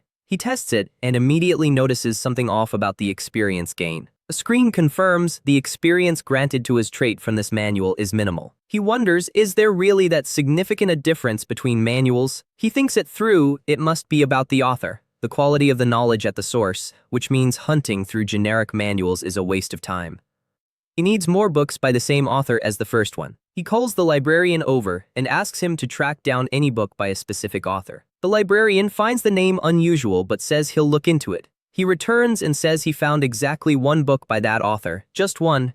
Yurin takes it and reads the title, trying to figure out what kind of manual this is. The librarian explains it came from a nation that no longer exists. He thanks him with a smile and takes the book. Back at his desk, he opens it and starts working through the pages. A message notifies him the Celestial Eye is recording the chapter. He gets excited and decides he's reading this entire book in one sitting. Time passes. He keeps going page after page, completely absorbed. Then a notification appears something has happened inside his system. He stares at the screen, stunned. The two swordsmanship styles have merged into a single unified technique. He reads the name Cavil. He turns it over in his mind, trying to place the origin. He asks Wellington does he recognize it. The Marquis says no. He's never heard that name before. He asks where Wellington found those 2 swordsmanship books in the first place. Wellington smiles and says he found them in the library. He explains he stumbled across the old books while hiding from his duties one afternoon. Wellington then invites him to the upcoming festival, saying he's the hero of the moment. Urien deflects immediately, says he isn't feeling well and tries to slip away. He walks off thinking and realizes there's only one person who might have the answer he's looking for. At dusk, the old gardener works quietly trimming plants with a pair of shears. He suddenly stops and turns. He can feel someone watching him from a distance. He's surprised to see the young master standing there in the garden looking at him. Urien approaches with a calm, serious expression and asks if he has a moment. The gardener says nothing, just watches him and waits. Scenes shift. The 2 of them are now seated inside a small wooden garden house. The gardener pours tea and offers him a cup. Urien takes a sip and hears the gardener tell him to speak freely. He smiles and says he can't do that, which leaves the gardener puzzled. Then he says it plainly, he knows the gardener is his great uncle. The atmosphere in the room shifts. The air gets noticeably heavier. His great uncle asks did Wellington tell him. A strong, controlled presence radiates off of him as he says it. Urien thinks he can't let that pressure get to him. He replies he figured it out on his own. Nobody told him anything. His great uncle relaxes slightly and smiles, says he got worked up for nothing, having his identity uncovered like that. He says Urien has changed a great deal and calls him by name. Then asks did he first suspect him when he sensed his presence that day. Urien says yes, and that's what made him start investigating. He thinks technically he saw everything through the eye of creation, but that's his business. The system had identified him as the strongest swordsman in the entire Marquisate. Urien asks then why is he working as a gardener. His great uncle says he wanted to leave the world behind, to tend to a garden and nothing more. Urien says he heard his great uncle disappeared when he was still young. He reveals the truth, he was in the Imperial Army. Urien wasn't expecting that. He explains since his older brother was going to inherit the Marquis title, he decided to leave and find his own path. He traveled, formed a close friendship with a member of royalty, and eventually joined the Imperial Army. Through the wars, he built enough merit to earn a Marquis title of his own. But at a certain point he stopped, and he looked back at the road behind him. What he saw was a trail of destruction stretching as far as he could see. He understood then how many civilian lives had been lost because kingdoms chose to go to war. He gave up everything and came home, but the regret had already set in too deep. He says with a small smile it's not a very interesting story. Urien says no, it must have been hard to talk about, he means it. He thanks him sincerely for sharing it. His great-uncle says he's very different from everything he'd been told. Then he cuts straight to it. He can tell his great-nephew came here to ask something specific. Urien asks does he know anyone by the name of Cavil. His great-uncle goes quiet and says he doesn't recall ever hearing that name. Urien holds out the book. He says Cavil is the author of this manual. His great-uncle takes it and his expression changes immediately. He says he remembers this. He asks where Urien got the book. He seems genuinely surprised. Urien explains Wellington bought it from a desperate child at the main gate years ago. He asks if his great-uncle remembers anything else about that child. His great-uncle thinks and says the child had black hair. He adds that child would be around Urien's age now. Urien turns that over in his mind. Black hair isn't common in this world. He wonders is the author of this book who he thinks it might be. Night has fallen. Darkness settles around the castle. He exhales and closes the book, setting it on the table in front of him. He thinks about the Emperor's sword technique and how different it feels from anything he's encountered before.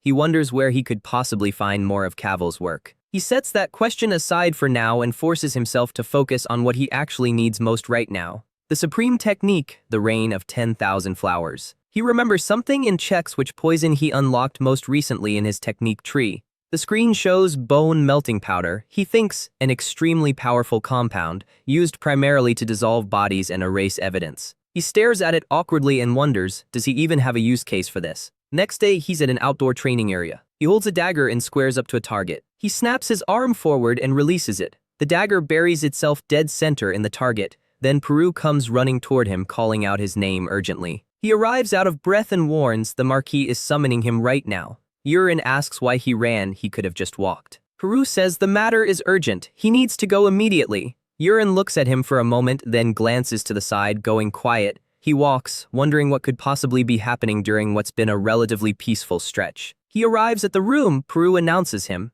Wellington tells him to enter. He steps in and immediately sees a second person standing in the room with the Marquis. A white-haired man stares at him with a cold, measured expression. He recognizes him, Karok's commander of the Living Time family, Lady Kaina's older brother. He thinks, so this is the man who ordered someone to poison him, the man who, ironically, ended up being the reason he unlocked everything he now has. Wellington says he summoned him for a very specific reason. An urgent request for support has arrived at the Marquisate. The northern wall, defended by Duke Elian's forces, was breached yesterday. Yurin thinks, during this period in the story, the original protagonist should be the one defending that wall. So where exactly is he right now, and what is he doing instead? Wellington pauses, saying he considered a number of options before making his decision. He asks Yurin to lead the Knights north and take command of the support mission.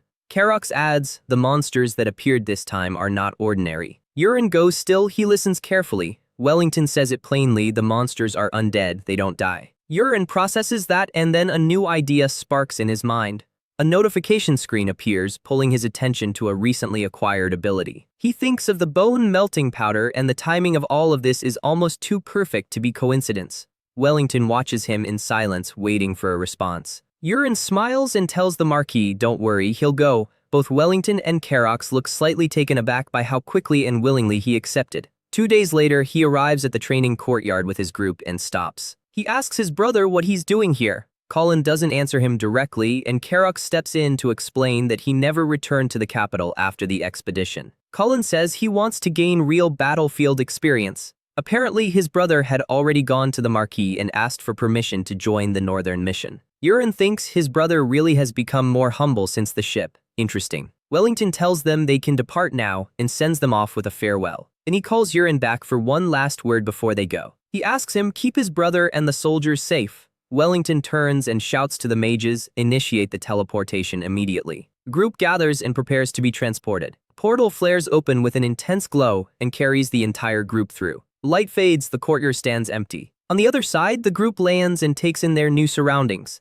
Yurin says with a smile they've finally arrived. The camp around them is active, soldiers spread across the area in various positions. A man approaches the newly arrived group. He introduces himself, Kyle Elian, eldest son of the Elian family. Yurin responds he's here representing the Rox family on this support mission. Kyle blinks in recognition, Yurin rocks and looks a little thrown off. He says he was wondering who would come, and it turned out to be the person who defeated him. Yurin says awkwardly that it was just a training session. Kyle agrees and lets it go. He invites him to meet the Duke and leads him through the camp. Yurin follows him toward the main command tent. Inside, a man in golden armor greets him with a wide, booming laugh. He introduces him to the room of the famous slayer of King Sharkrai. Yurin rocks. Yurin thanks him and says he'll do everything he can to help with the mission. He asks when they move out. The Duke says, tomorrow. He says with the added support, they'll absolutely retake the wall. Then, the sound of drums cuts through the tent. The Duke's expression changes. The enemy army is already marching. They're attacking now. Yurin looks out and asks if that's a Dullahan leading the advance.